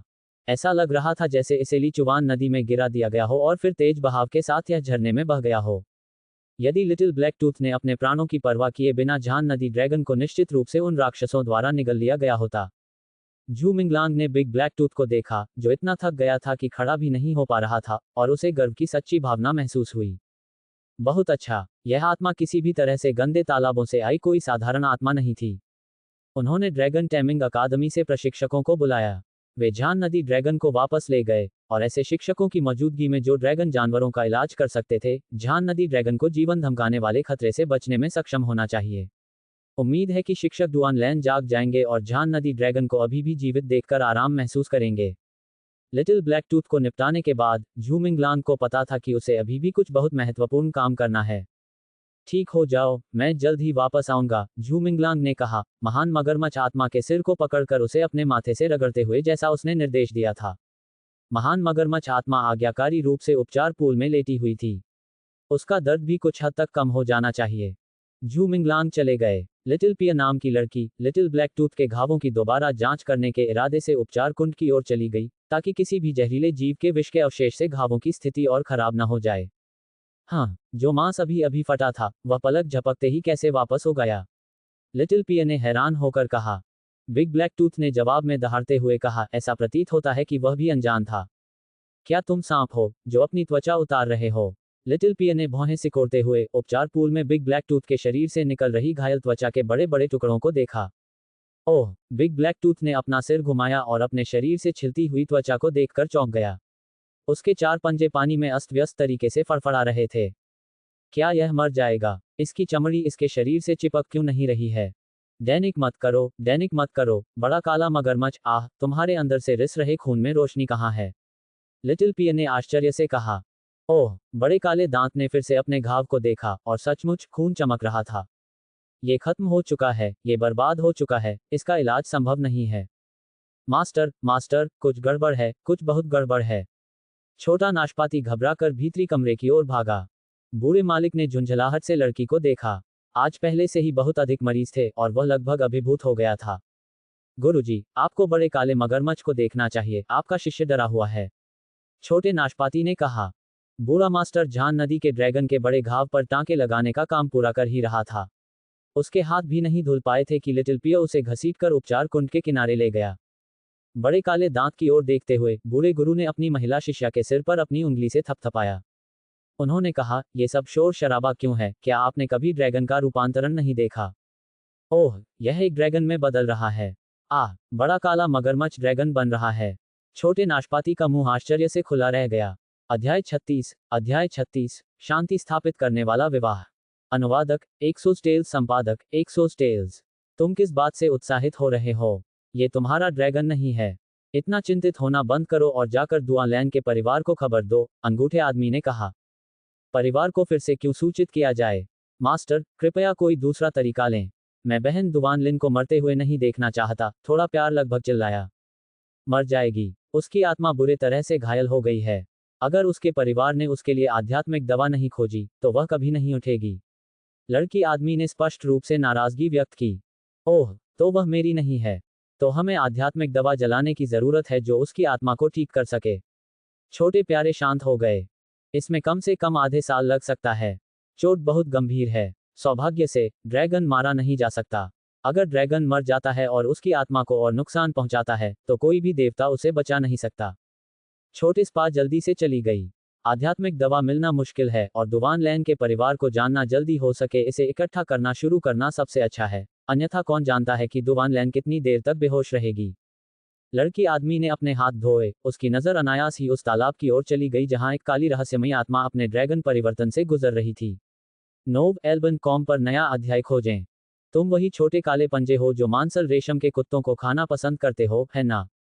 गुड़गांव आदमी ने दर्जनों से कोट कर कहा। जब पुनर्वास मंडप में किसी काम की जरूरत नहीं थी, तो उस प्रतिभाशाली व्यक्ति को रिजर्व ड्रैगन स्टोरेज हॉल में रहना पसंद था, जहां उन्हें इन जीवंत युवा आत्माओं की सहमति में सुख मिला था। उन्हें खाना खिलाना और कभी कभी उन निराश छात्रों को किशोर आत्माएं बांटना अच्छा लगता था। रिजर्व ड्रैगन स्टोरेज हॉल में मौजूद सभी किशोर आत्माएं याद आ गईं, जिनमें वे भी शामिल थे जिन्हें उसने पहले ही मुक्त कर दिया था। वे बेघर पालतू जानवरों के समूह की तरह थे और गुस्सैल व्यक्तियों को उम्मीद थी कि उनमें से हर एक को एक अच्छा घर मिलेगा, चाहे वे ड्रैगन आत्माएं हो या साधारण आत्माएं। उन्होंने टिप्पणी की, तुम इतनी जल्दी ड्रैगन में बदल गए हो, ऐसा लगता है कि तुम्हें एक अच्छा मालिक मिल गया है। रिजर्व ड्रैगन स्टोरेज हॉल में जुवेनाइल स्पिरिट्स के बीच असली ड्रैगन परिवर्तन हुए काफी समय हो गया है।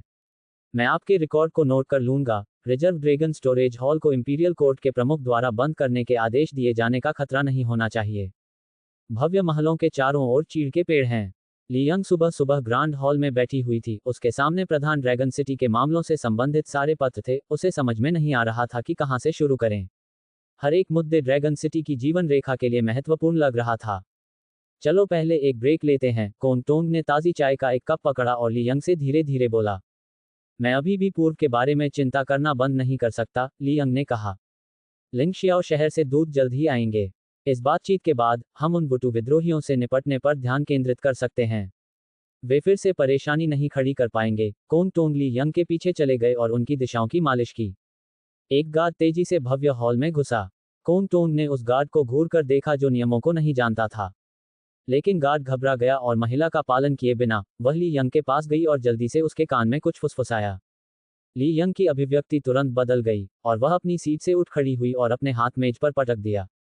उनके बगल में बैठे लोग खड़े हो गए और उन्हें विश्वास दिलाने के लिए दौड़ पड़े। फ्लाइंग बर्ड कैंप के जनरल को तुरंत बुलाओ, ली यंग ने गुस्से से आदेश दिया। कुछ ही देर में फ्लाइंग बर्ड कैंप का जनरल सामने आया। भव्य हॉल के सामने घुटने टेकते हुए जनरल ने धीरे से कहा, परिवार प्रमुख, क्या बात है? ड्रैगन टैमिंग अकादमी से किसी ने यह संदेश भेजा है कि डोंगक्सू किले शहर में सबसे मजबूत विद्रोही सेना के हाथों में चला गया है और वे अब ली चुवान मैदान की ओर बढ़ रहे हैं। ली यंग ने अपनी भावनाओं को नियंत्रित नहीं किया और कहा कि वह अपराध से बच गई। फ्लाइंग बर्ड कैंप के जनरल ने आश्चर्य से पूछा, सेना को कोई युद्ध संबंधी पत्र नहीं मिला? ये किसने कहा? युद्ध संबंधी पत्र व्यवहार फैलाने वाला संदेशवाहक यहां आ चुका है। वह विस्तार से सब कुछ टाल सकता है। इस मामले में देरी नहीं हो सकती। आपको तुरंत ही रोंग वैली सिटी में फ्लाइंग बर्ड कैंप सुखद लगेगा, ताकि सभी विद्रोही सेना का सफाया हो सके। जा सके और यह निश्चित किया जा सके कि वे लीचुवान मैदान में प्रवेश न करें। ली यंग ने आदेश दिया।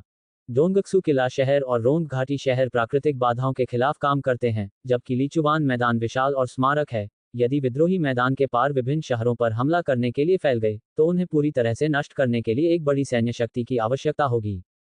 इसके अलावा लीचुवान मैदान के अन्य शहरों में भी खाद्य और सैन्य साजो सामान के भंडार हैं। एक बार जब वुटू विद्रोही हथियार और कवच जब्त कर लेते हैं, तो वे प्रतिरोध के लिए अत्यधिक मजबूत क्षमता वाली सेना बन सकते हैं। लेकिन फ्लाइंग बर्ड कैंप सामान्य तौर पर जाओ, ली यंग ने आदेश दिया। फ्लाइंग बर्ड कैंप के जनरल ने आदेश का पालन किया और शीघ्रता से नीचे भव्य हॉल से बाहर निकल गए। गरम चाय मजे पर फैल गई थी। कोंग टोंग ने अपने दांतों वाले रुमाल से दाग धब्बे और ली यंग से फुसफुसाते हुए कहा, अगर यह सच है तो हमें कोई खबर क्यों नहीं मिली? ली यंग ने कहा, युद्ध संबंधी पत्र व्यवहार वाले दूतों को रोक लिया गया है।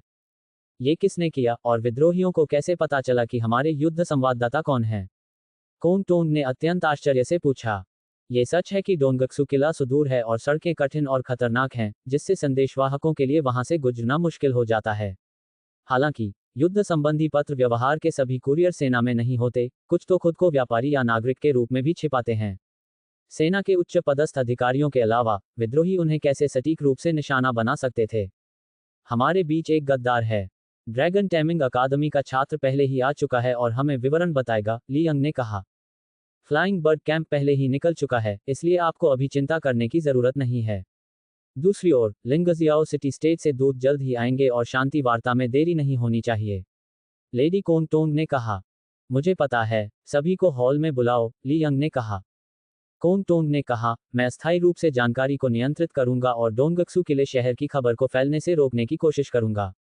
ली यंग ने सिर हिलाया। लिंगशियाओ सिटी स्टेट उनकी सबसे बड़ी चिंता है। अगर शांति वार्ता हो जाती है, तो उन्हें अपने पश्चिमी मोर्चे पर कोई चिंता नहीं रहेगी। वे सर्दी आने से पहले वुटू को भी आसानी से समतल कर सकते हैं। बेशक वे वुटू विद्रोहियों को बिना रोक टोक के उत्पात मचाने नहीं दे सकते। उन्हें जल्दी से जल्दी पूर्व की ओर सुदृढ़ीकरण भेजना चाहिए। Flying bird camp Patrick dragon city का सबसे मजबूत और सबसे मोबाइल सैन्य बल है। एक बार जब वे तैनात हो जाते हैं, तो वुटू दंगा सेना जल्द ही आखिरी आदमी तक नरसंहार कर देगी। ली इंपीरियल पैलेस के भव्य परिषद हॉल के अंदर लाल रंग का सम्मान गार्ड जुलूस धीरे धीरे प्रांगण से होते हुए लगातार सीढ़ियां चढ़ रहा था। सम्मान गार्ड का नेतृत्व एक व्यक्ति कर रहा था जो एक शानदार हरे और लाल रंग की आधिकारिक पोशाक पहने हुए था।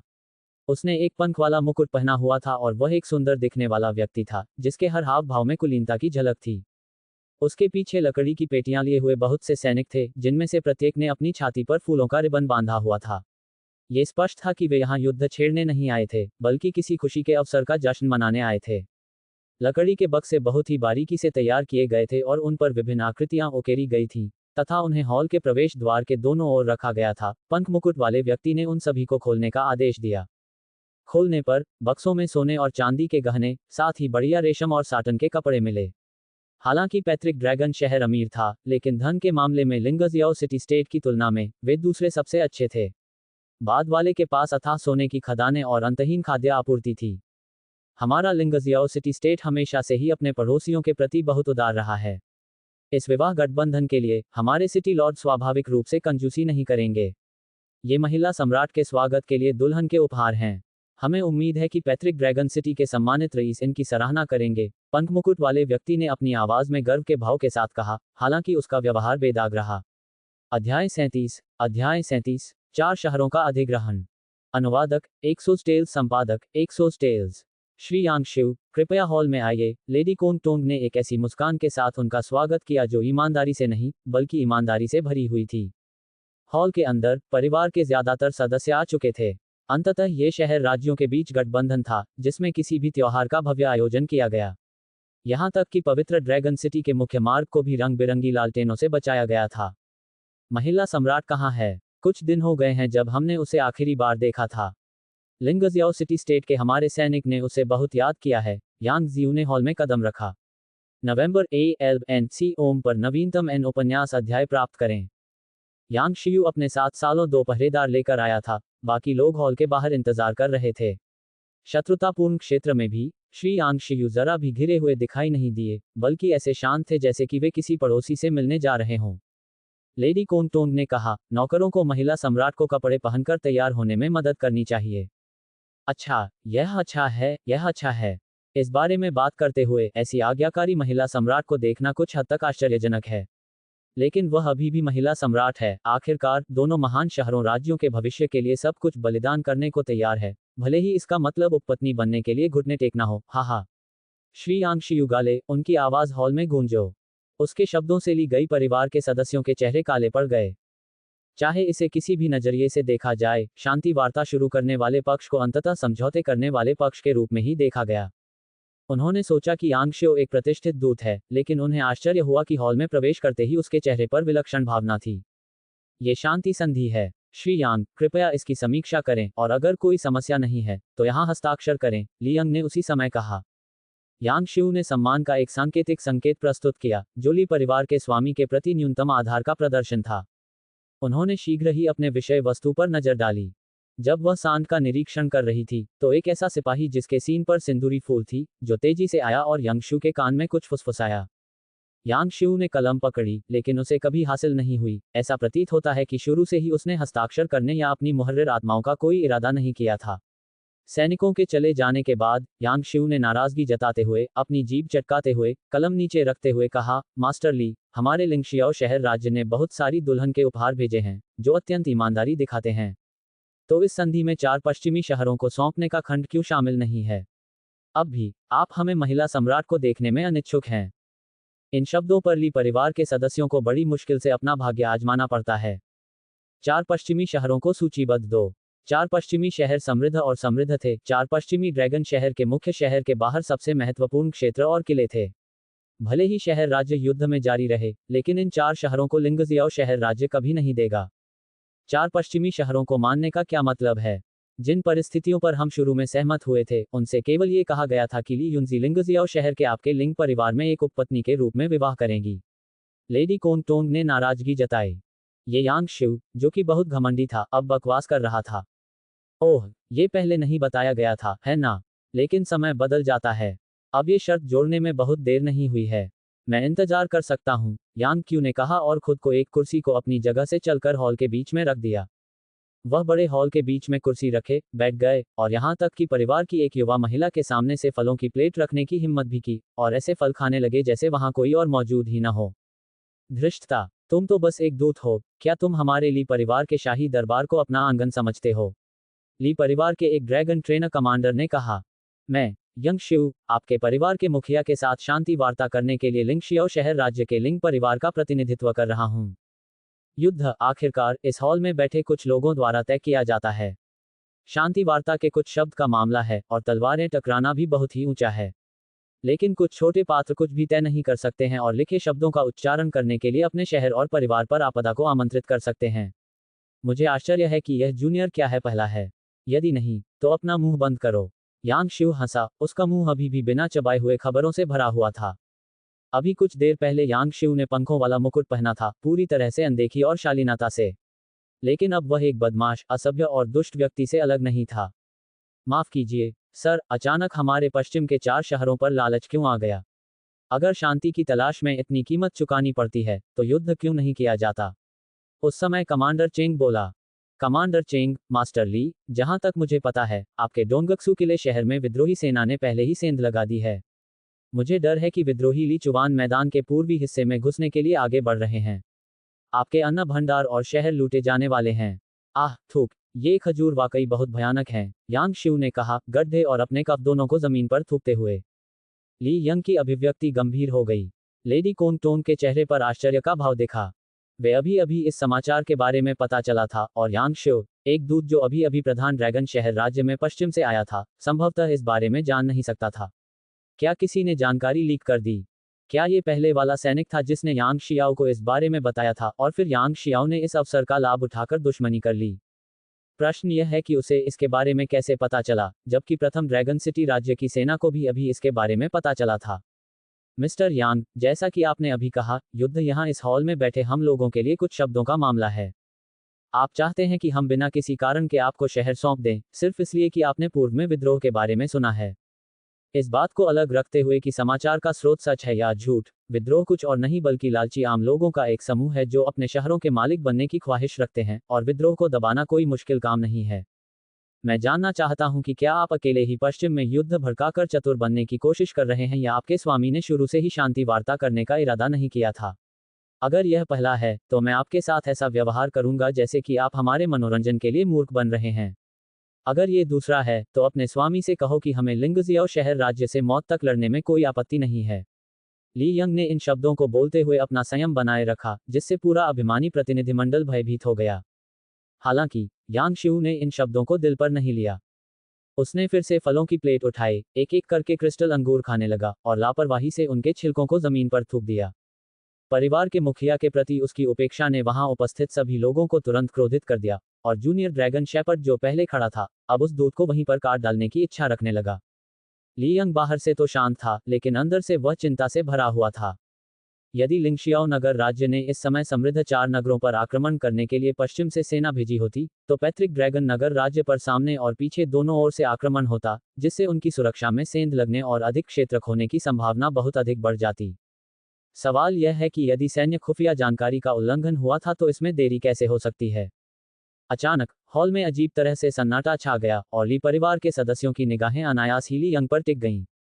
क्या डोंगक्सू किला शहर सचमुच गिर गया था? ली चुवान मैदान एक विशाल मैदान है।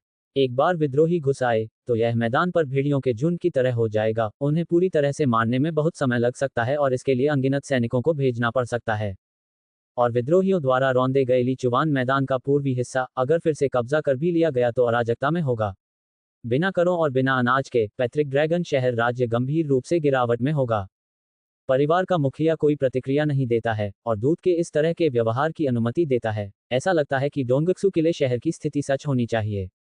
किसी ने फुसफुसाया, तो क्या हमारा पैतृक ड्रैगन शहर राज्य सचमुच दूसरों की दया पर निर्भर नहीं हो जाएगा? कबीले के कुछ लोगों को वर्तमान स्थिति की गंभीरता का एहसास होने लगा।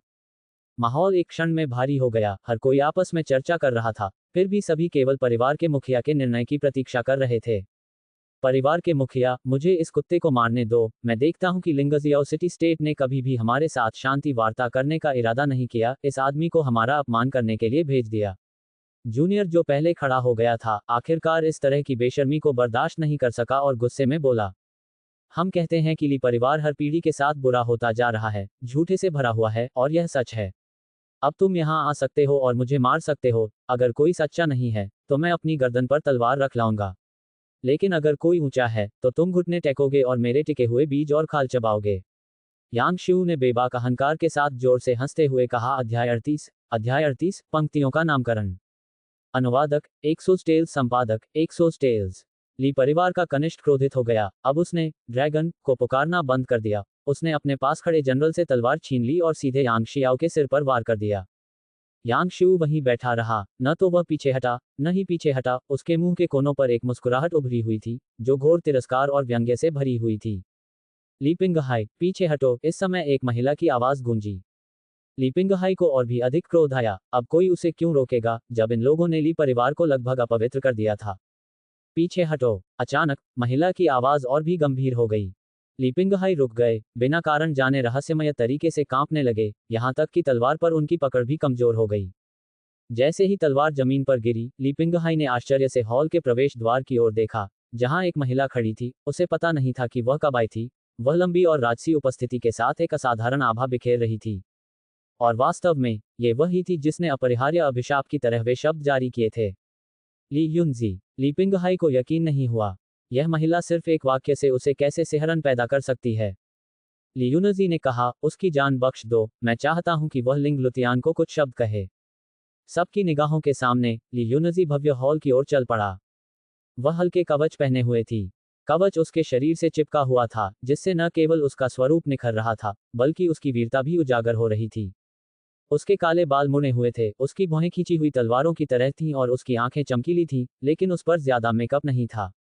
जब वह पवित्र हॉल में प्रवेश कर रही थी, तो वह युद्ध में जाने वाली एक महिला जनरल की तरह लग रही थी, जो बाकी सभी की उत्सवी पोशाक और सम्मान गार्ड के लाल रंग से बिल्कुल अलग थी। दरअसल, जब ली युनजी पहले भी इस विचार विमर्श हॉल में एक महिला सम्राट के रूप में आई थी, तो उसकी पोशाक भी ऐसी ही थी। लेकिन अब वह एक महिला सम्राट नहीं थी, और आज वह दिन था जब लिंगशियाओ शहर की बारात आने वाली थी। महाराज, यांग शिऊ आपको अपना सम्मान अर्पित करता है। यांग शिऊ अपनी कुर्सी से उठे और झुककर प्रणाम किया। झुकने के बाद यांग शियू ने अब जूनियर पर कोई ध्यान नहीं दिया, फिर ली युनजी का सर्वेक्षण किया और कहा, ये वास्तव में परिचित महामहिम है। यदि आप दुल्हन की पालकी में अपने प्रवेश के लिए इस उपस्थिति का पक्ष लेते हैं, तो मुझे विश्वास है कि हमारे शहर के स्वामी को यह और भी अधिक पसंद आएगा। ओह, मैं कहना भूल गया, 4 शहरों को सौंपने की शर्तों के बारे में। हम नहीं झुकेंगे और आपको लिंग पर पहुंचना होगा। परिवार को लिंगशियाओ शहर में निर्धारित समय पर पहुंचना चाहिए, अन्यथा कोई शांति वार्ता नहीं होगी। ये कहकर श्री यांग शिव ने अजीब सी हंसी हंसी। ये हंसी व्यंग्य से भरपूर थी और इसमें फूहड़पन का संकेत था। श्री यांग शिव, मेरे पास एक उपहार है, क्या आप इसे अपने नगर स्वामी की ओर से स्वीकार करेंगे? ली युनजी ने अपनी सीट नहीं ली, बल्कि विचार विमर्श कक्ष में खड़ी रही। महाराज, आपके पास जो भी आकर्षण है, उसे हमारे नगर स्वामी के साथ अपनी शादी की रात के लिए बचा कर रखिए। मैं उनकी ओर से स्वीकार करने की हिम्मत नहीं कर सकता, यांग शियू ने थोड़ा झुकते हुए कहा। ली युनजी ने उसके मजाकिया शब्दों पर कोई ध्यान नहीं दिया। उसने कमांडर की तरफ देखा। चेंग। कमांडर चेंग ने सिर हिलाया और दृढ़ता से ताली बजाने के लिए अपना हाथ उठाया। आवाज फैल गई और तुरंत ही 1 दर्जन सैनिक काले कपड़े में लिपटी वस्तुएं लेकर वहां पहुंच गए। वे व्यवस्थित ढंग से यांग शिव के पास गए और लपेटी हुई वस्तुएं उसके पैरों के पास रख दी। एक पंक्ति में व्यवस्थित, उनकी सामग्री यांग शिव के लिए स्पष्ट थी। यांग शिव का चेहरा भ्रम से भर गया और वह सोचने लगा कि ली युनजी का क्या मतलब है। उन्हें खोलो और देखो कि क्या कोई चेहरा है जिसे तुम पहचानती हो, ली युनजी ने उदासीनता से कहा। यांग शिव ने तुरंत अपने पास खड़े 2 सेवकों को आदेश दिया कि वे उन वस्तुओं को खोलें। पहला काला कपड़ा खोलने पर और अस्त व्यस्त बाल देखकर, खून से सना हुआ सिर भूरा होते हुए देखकर, यांग शिव का चेहरा पीला पड़ गया। अगले को खोलो। यांग शिव ने तेजी से सांस ली। यह महसूस करते हुए कि दोनों परिचारक बहुत धीमे थे, यांग शिव ने स्वयं ही यह काम करना शुरू कर दिया। काले कपड़ों के भीतर सभी के सिर थे। खून की दुर्गंध तुरंत ही पूरे हॉल में फैल गई और कई युवतियां, जिन्होंने कभी युद्ध नहीं देखा था, पीली पड़ गईं और लगभग चीखने चिल्लाने लगी तथा भागने लगीं। यांग शिव ने कपड़े खोलना जारी रखा, लेकिन अब उसके हाथ लगातार कांप रहे थे। उसने हर एक सिर को पहचान लिया। इससे पहले कि वह पैट्रिक ड्रैगन सिटी में शादी के जुलूस का नेतृत्व करता, उसने उनमें से हर एक के साथ एक ड्रिंक साझा की।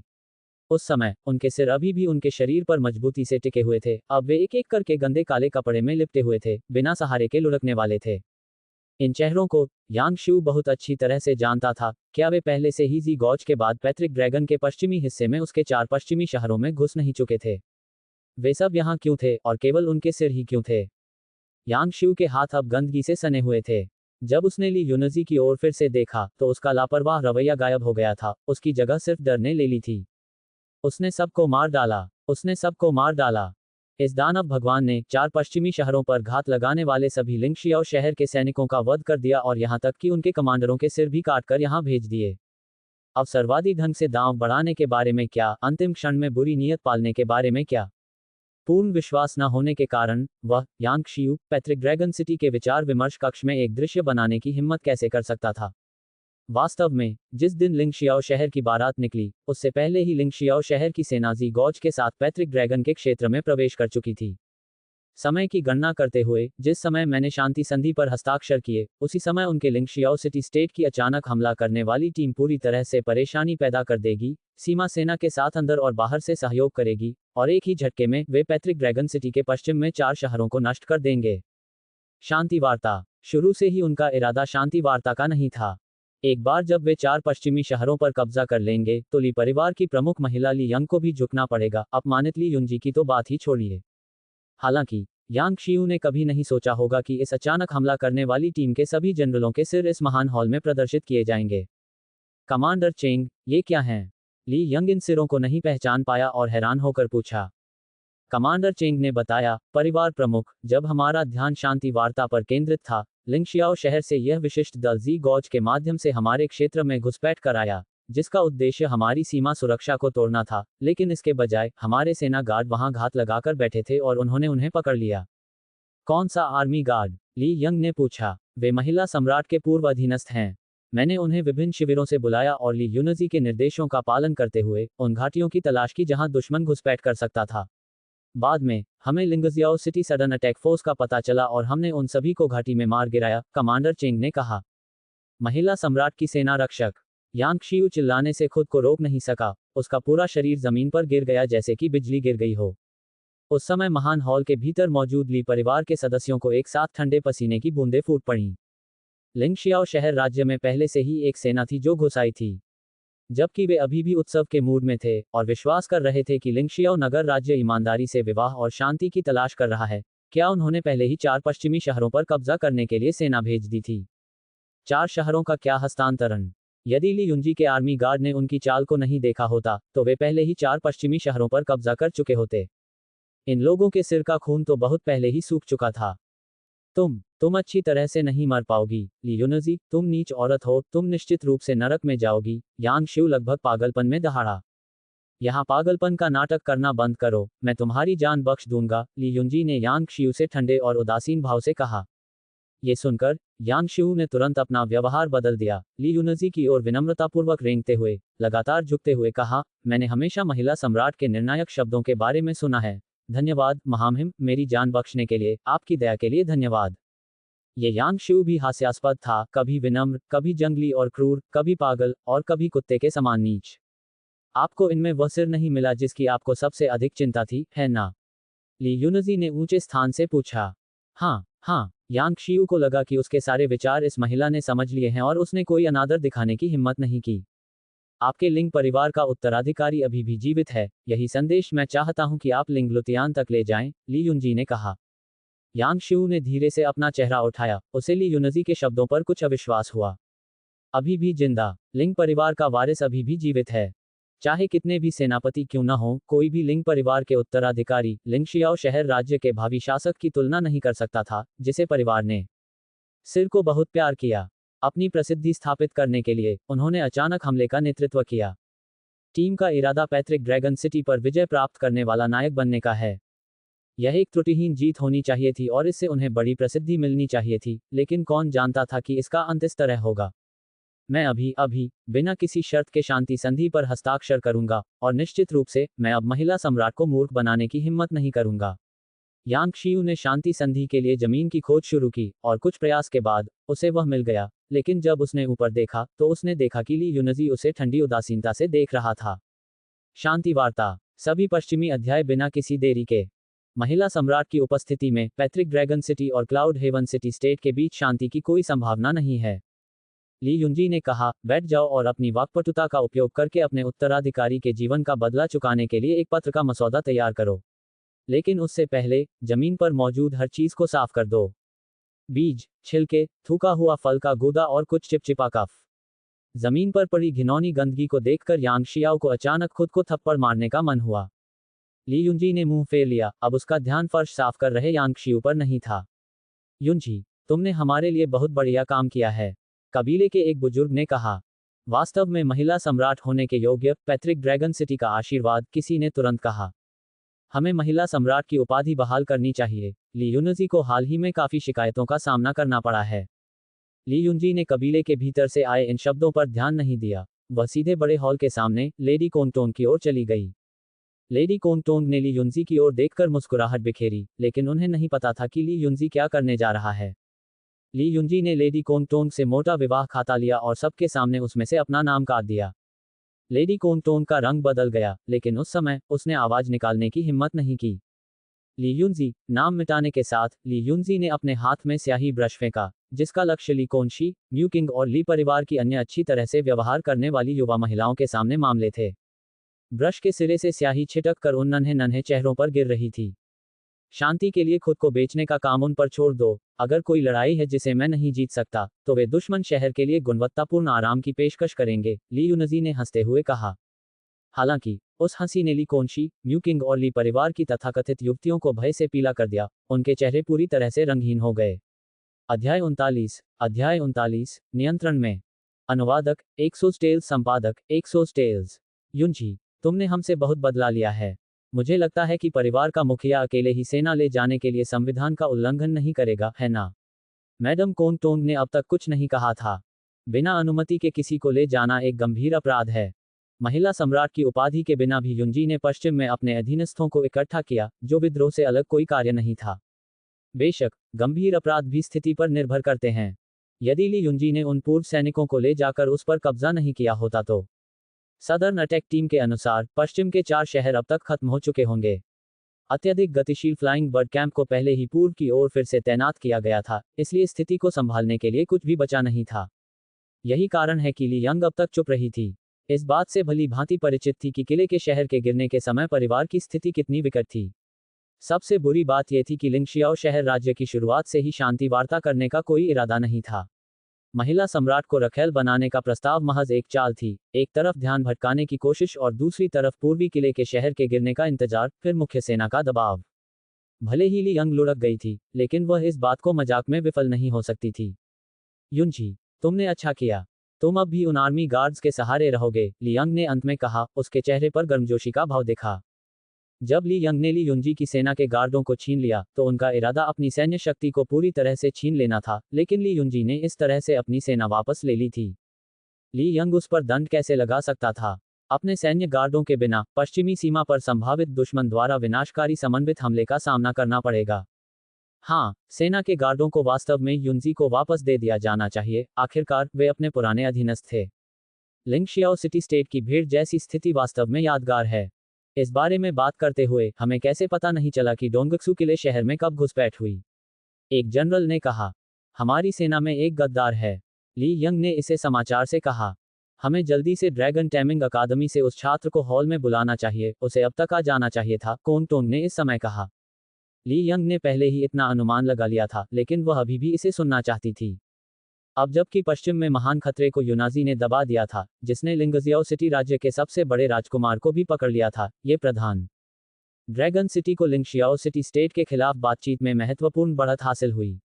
वे एक और कदम उठाने की हिम्मत कैसे कर सकते थे? पूर्व में उग्र शक्तियों के मुद्दे को तीव्र गति से आगे बढ़ाने की आवश्यकता है।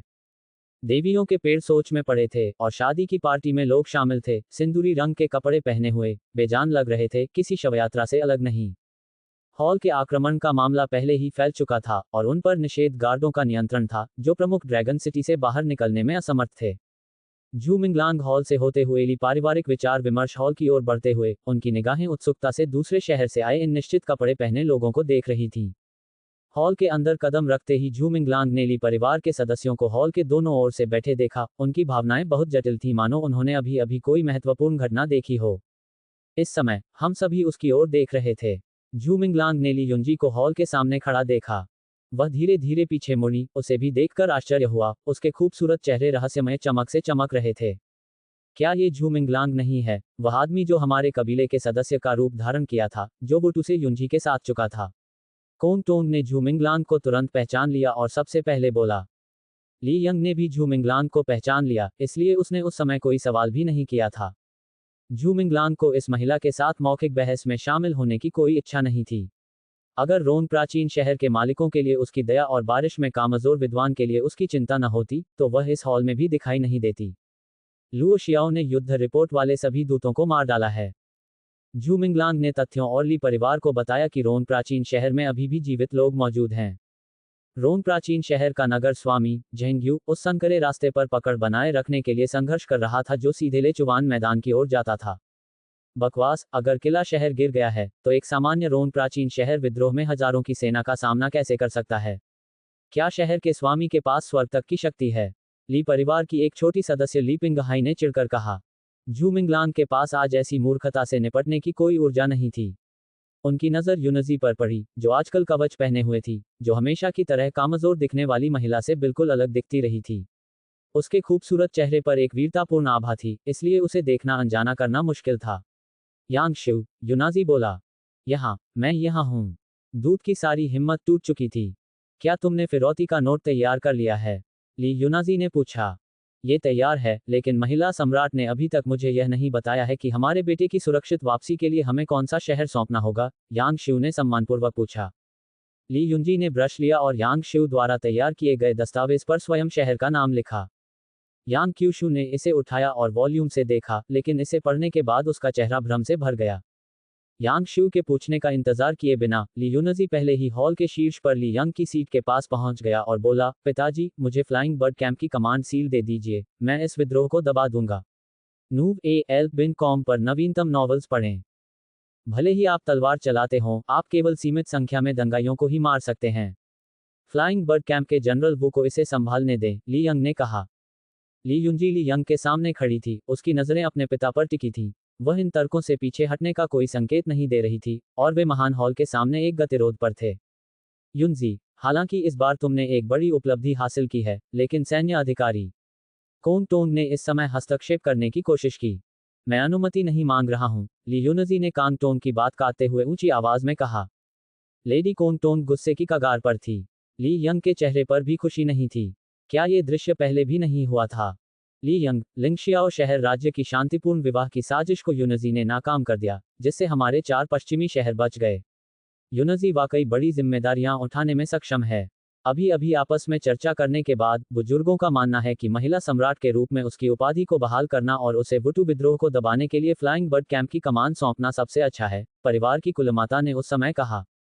परिवार की यह कुलमाता, जो हमेशा चुप रहती थी, विचार विमर्श कक्ष में एक बहरी वृद्धा की तरह चुपचाप सब कुछ देख रही थी।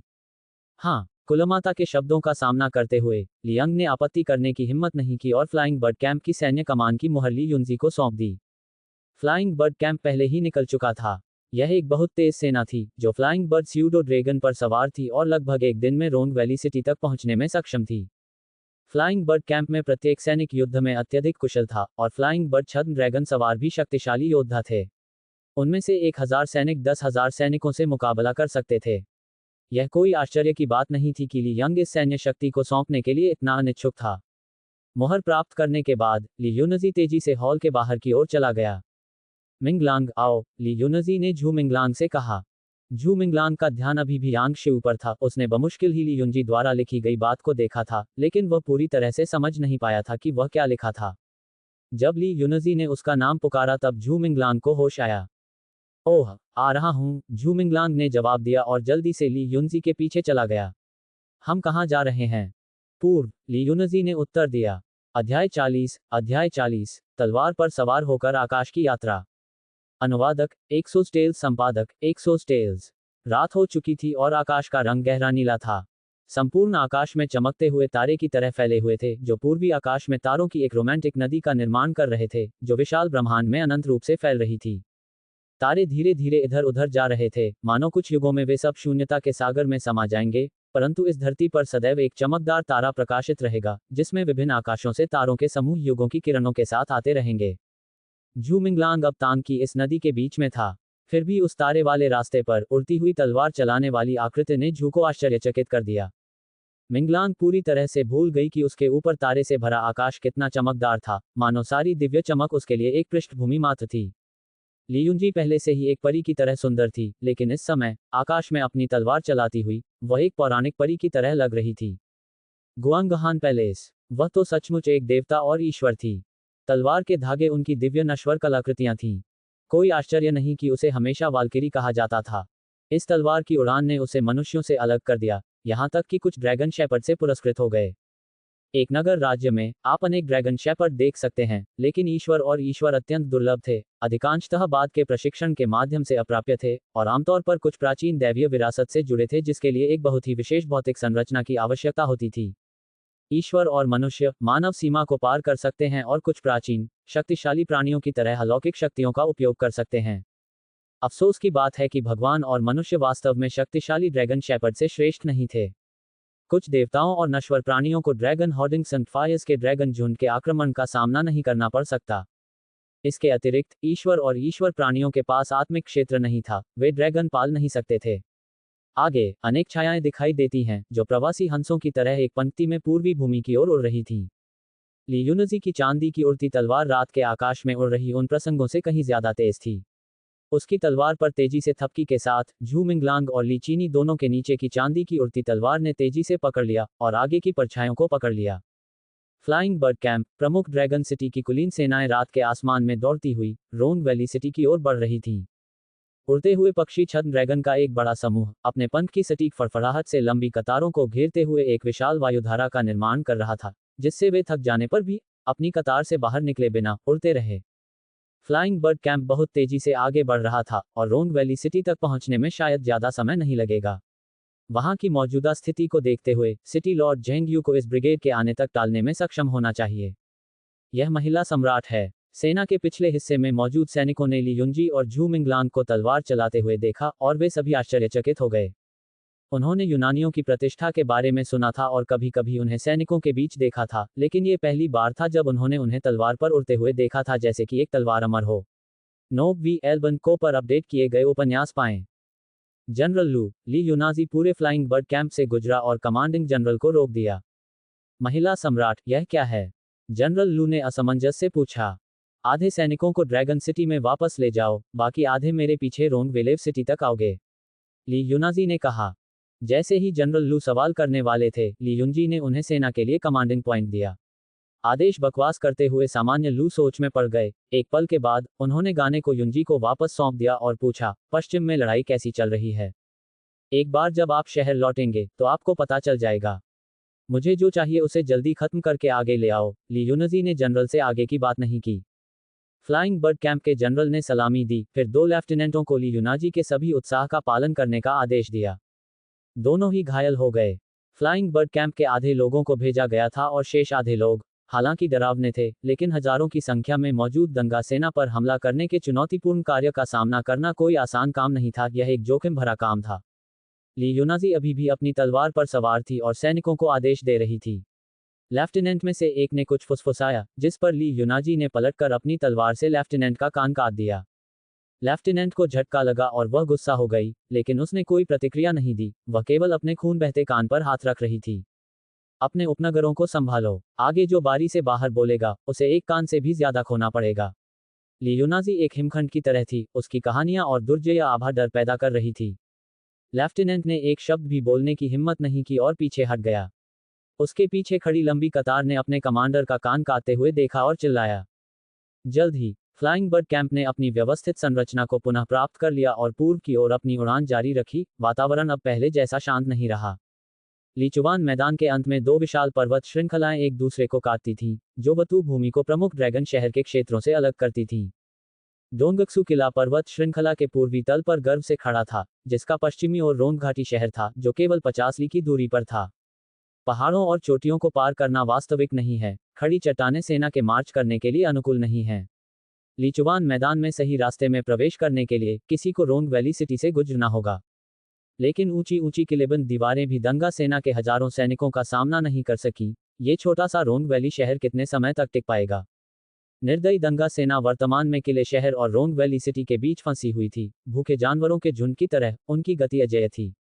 जैसे ही बाढ़ का पानी झील के अवसाद से कम हो जाता, वे रोंग वैली सिटी के निवासियों पर अपना सारा गुस्सा निकाल देते, और उनका खून पीना और उनका मांस खाना कोई अतिशयोक्ति नहीं होगी। फ्लाइंग बर्ड कैंप की सेनाएं ऊपर आकाश में चक्कर लगा रही थीं, और अपने सामने की स्थिति को देखकर उन्हें भी अविश्वास हो रहा था। घाटी के बाहर विशाल दंगा सेना घनी आबादी में थी, जिससे युद्ध में अनुभवी और बहादुर सैनिकों में भी भय का भाव उत्पन्न हो रहा था। फिर भी वह नाजुक प्राचीन शहर अभी भी खड़ा था। दुश्मन द्वार पर था, लेकिन उन्होंने हठपूर्वक प्रतिरोध किया। ऊंची शहर की दीवारों या कुलीन सैनिकों के बिना वे जिस चीज पर निर्भर थे, वह थी पानी से भरा एक गड्ढा और ऊंची जमीन पर कब्जा किए हुए 1000 तीरंदाज। यदि उन्होंने इसे अपनी आंखों से नहीं देखा होता, तो वे कैसे विश्वास कर सकते थे कि रोंग वैली शहर ने दंगा सेना का सामना किया था और देर से आने वाली अतिरिक्त सेना तक देरी की थी। एक चमत्कार। इस बार स्वर्ग हमारे पैतृक ड्रैगन शहर राज्य को आशीर्वाद दे। वास्तव में देवताओं द्वारा त्याग दिए गए इन घृणित आम लोगों को लीचुवान मैदान में पैर रखने का कोई अधिकार नहीं है। लेफ्टिनेंट ने अपने कान में रुके हुए खून को बहाते हुए कहा। महिला सम्राट, मुझे 100 सैनिकों को लेकर झील के ऊपर से हमला करने की अनुमति दीजिए, और सबसे पहले उन बेचैन दंगाइयों को खत्म करने दीजिए, लंबी भौहों वाले एक अन्य लेफ्टिनेंट ने अनुरोध किया। आम सैनिकों के लिए फ्लाइंग बर्ड स्यूडो ड्रैगन पहले से ही शिकारी पक्षी थे। इस समय कई अभी भी संकरे दर्रे में फंसे हुए थे, और उन पर सीधा गोता लगाना उतना ही आसान होगा जितना कि एक चील द्वारा चूजे को पकड़ना। मैं अपने किए की माफी मांगूंगा और दुश्मनों का सामना करने के लिए सैनिकों का नेतृत्व करूंगा, लेफ्टिनेंट ने आधे कान से कहा। ली युनजी ने आदेश देने में जल्दबाजी नहीं की। वह अपनी चांदी की उड़ती तलवार पर खड़ी होकर पूरी स्थिति का जायजा ले रही थी। महिला सम्राट, कृपया जल्दी से अपने आदेश जारी करें। अवसाद में पानी जल्द ही खत्म हो जाएगा, और एक बार दंगा सेना रोंग वैली सिटी में घुस गई, चाहे हम कितनी भी तेजी से मार डालें, हम अंततः सभी को बचाने में असमर्थ होंगे, लंबी भौहों वाले लेफ्टिनेंट ने कहा। आसमान में स्थिति बनाए रखें, ली यूनजी ने कहा। वे अवसाद को पार करने वाले हैं। अपनी स्थिति पर कायम रहो, ली यूनजी ने दोहराया। दोनों लेफ्टिनेंट अधीरता से जल रहे थे, लेकिन वे केवल आदरपूर्वक झुक सकते थे। मिंगलांग, रोंग वैली सिटी में जाओ और नागरिकों को शांत करो, ली यूनजी ने झू मिंगलांग से कहा। वास्तव में, मैं झू मिंगलैंग कुछ कहना चाहता था जब अचानक उसके पैरों के नीचे चांदी की उड़ती तलवार ने गति पकड़ ली, सीधे रोंग वैली शहर की ओर बढ़ गई। रोंग वैली सिटी के टॉवर पर सिटी लॉर्ड झेंग यू ने देखा कि झू मिंगलैंग को तलवार उड़ाने के लिए मजबूर किया गया था और फ्लाइंग स्वॉर्ड से कूदने से पहले उसे अस्थिर रूप से डगमगाते हुए देखा। झू, भाई झू, झेंग यू ने ड्रैगन टैमिंग अकादमी के छात्र के रूप में उस व्यक्ति की पहचान की पुष्टि करने के लिए जल्दी से आगे बढ़ा और उसके चेहरे पर एक थका हुआ आनंद दिखाई दिया जब उसने कहा, ये भाई झू है जो सुदृढ़ीकरण लाया है। मैं रोंग वैली सिटी के सभी लोगों की ओर से अपनी गहरी कृतज्ञता व्यक्त करता हूँ। झेंग यू ने सावधानी से सिर झुकाया, जिससे झू मिंगलांग को कुछ शर्म महसूस हुई और उसने जल्दी से उसे उठने में मदद की। यह आप ही हैं जिन्होंने रोंग वैली सिटी के नागरिकों की रक्षा की है। मैं तो बस एक संदेशवाहक हूँ, एक पर्यवेक्षक हूँ, बस इतना ही, झू मिंगलांग ने कहा। उड़ती तलवार की उड़ान, वह महिला सम्राट होगी? झेंग यू ने ऊपर देखा और पूछा। हाँ, भाई झू महिला सम्राट से परिचित हैं? झेंग यू ने पूछा। ओह, कुछ हद तक परिचित, झू मिंगलांग को लगा कि सवाल थोड़ा तीखा था। फ्लाइंग बर्ड कैंप पूर्व में दिखाई दिया है, ये बुरी खबर है। झेंग यू को सुदृढ़ीकरण के आगमन पर खुशी महसूस नहीं हुई, इसके बजाय उसने गहरी सांस ली। क्यों? झू मिंगलांग को झेंग यू की चिंता समझ में नहीं आई। मैं बहुत मूर्ख रहा हूँ, पैट्रिक ड्रैगन सिटी स्टेट की वर्तमान स्थिति को अनदेखा कर रहा हूँ। जिस दिन पूर्व में किला ढह जाएगा, वह दिन होगा जब लिंगजियाओ सिटी स्टेट हमारे पश्चिमी क्षेत्रों पर बड़े पैमाने पर हमला करेगा। अब जबकि पैट्रिक ड्रैगन सिटी स्टेट का कुलीन फ्लाइंग बर्ड कैंप दंगा शांत करने के लिए पूर्व में आ गया है, मुझे डर है कि हमारे सभी पश्चिमी शहरों पर कब्जा कर लिया जाएगा। हमने रोंग वैली सिटी पर कब्जा कर लिया है, लेकिन बड़ी तस्वीर खो दी है। झेंग यू आत्मग्लानि से भर गया। रोंग वैली सिटी के नागरिक भी लोग हैं और पश्चिमी 4 शहरों के नागरिक भी लोग हैं। लिंगशियाओ सिटी स्टेट की क्रूरता को देखते हुए मुझे डर है कि वे पश्चिमी शहरों के नागरिकों पर कोई दया नहीं दिखाएंगे। झू मिंगलैंग को पैट्रिक ड्रैगन सिटी स्टेट की स्थिति के बारे में ज्यादा जानकारी नहीं थी, लेकिन झेंग यू के विश्लेषण से उसे अचानक लुओ जियो की हरकतें समझ में आ गईं। लुओ जियाओ ने लिंगजियाओ शहर राज्य के साथ सांठगांठ की होगी। जैसे ही किले का शहर गिरा, उसने तुरंत लिंगजियाओ शहर राज्य को सूचित किया, फिर सभी दूतों को काट दिया, जिससे पैट्रिक ड्रैगन शहर राज्य को युद्ध की रिपोर्ट में देरी हुई, ताकि वह दोनों मोर्चों पर मुश्किल में पड़ जाए, पतन के कगार पर पहुंच जाए। हृदय कितना दुष्ट है। हालांकि बहुत देर हो चुकी है, फिर भी मुझे भाई झू को महिला सम्राट को सूचित करने के लिए परेशान करना होगा, झेंग यू ने कहा। भाई झेंग, चिंता करने की कोई जरूरत नहीं है। लिंगजियाओ शहर राज्य को हमारे साथ संघर्ष में झटका लगा होगा। दुश्मन जनरल को पकड़ लिया गया था और जब मैं परिषद हॉल से बाहर निकला, तो लिंगजियाओ शहर राज्य का दूत घुटनों के बल बैठकर अधिग्रहण का दस्तावेज लिख रहा था और महिला सम्राट व्यक्तिगत रूप से उन शहरों के नाम भर रही थी जिनकी उन्होंने मांग की थी, झू मिंगलांग ने कहा। सचमुच? झेंग यू ने आश्चर्य से पूछा। वास्तव में,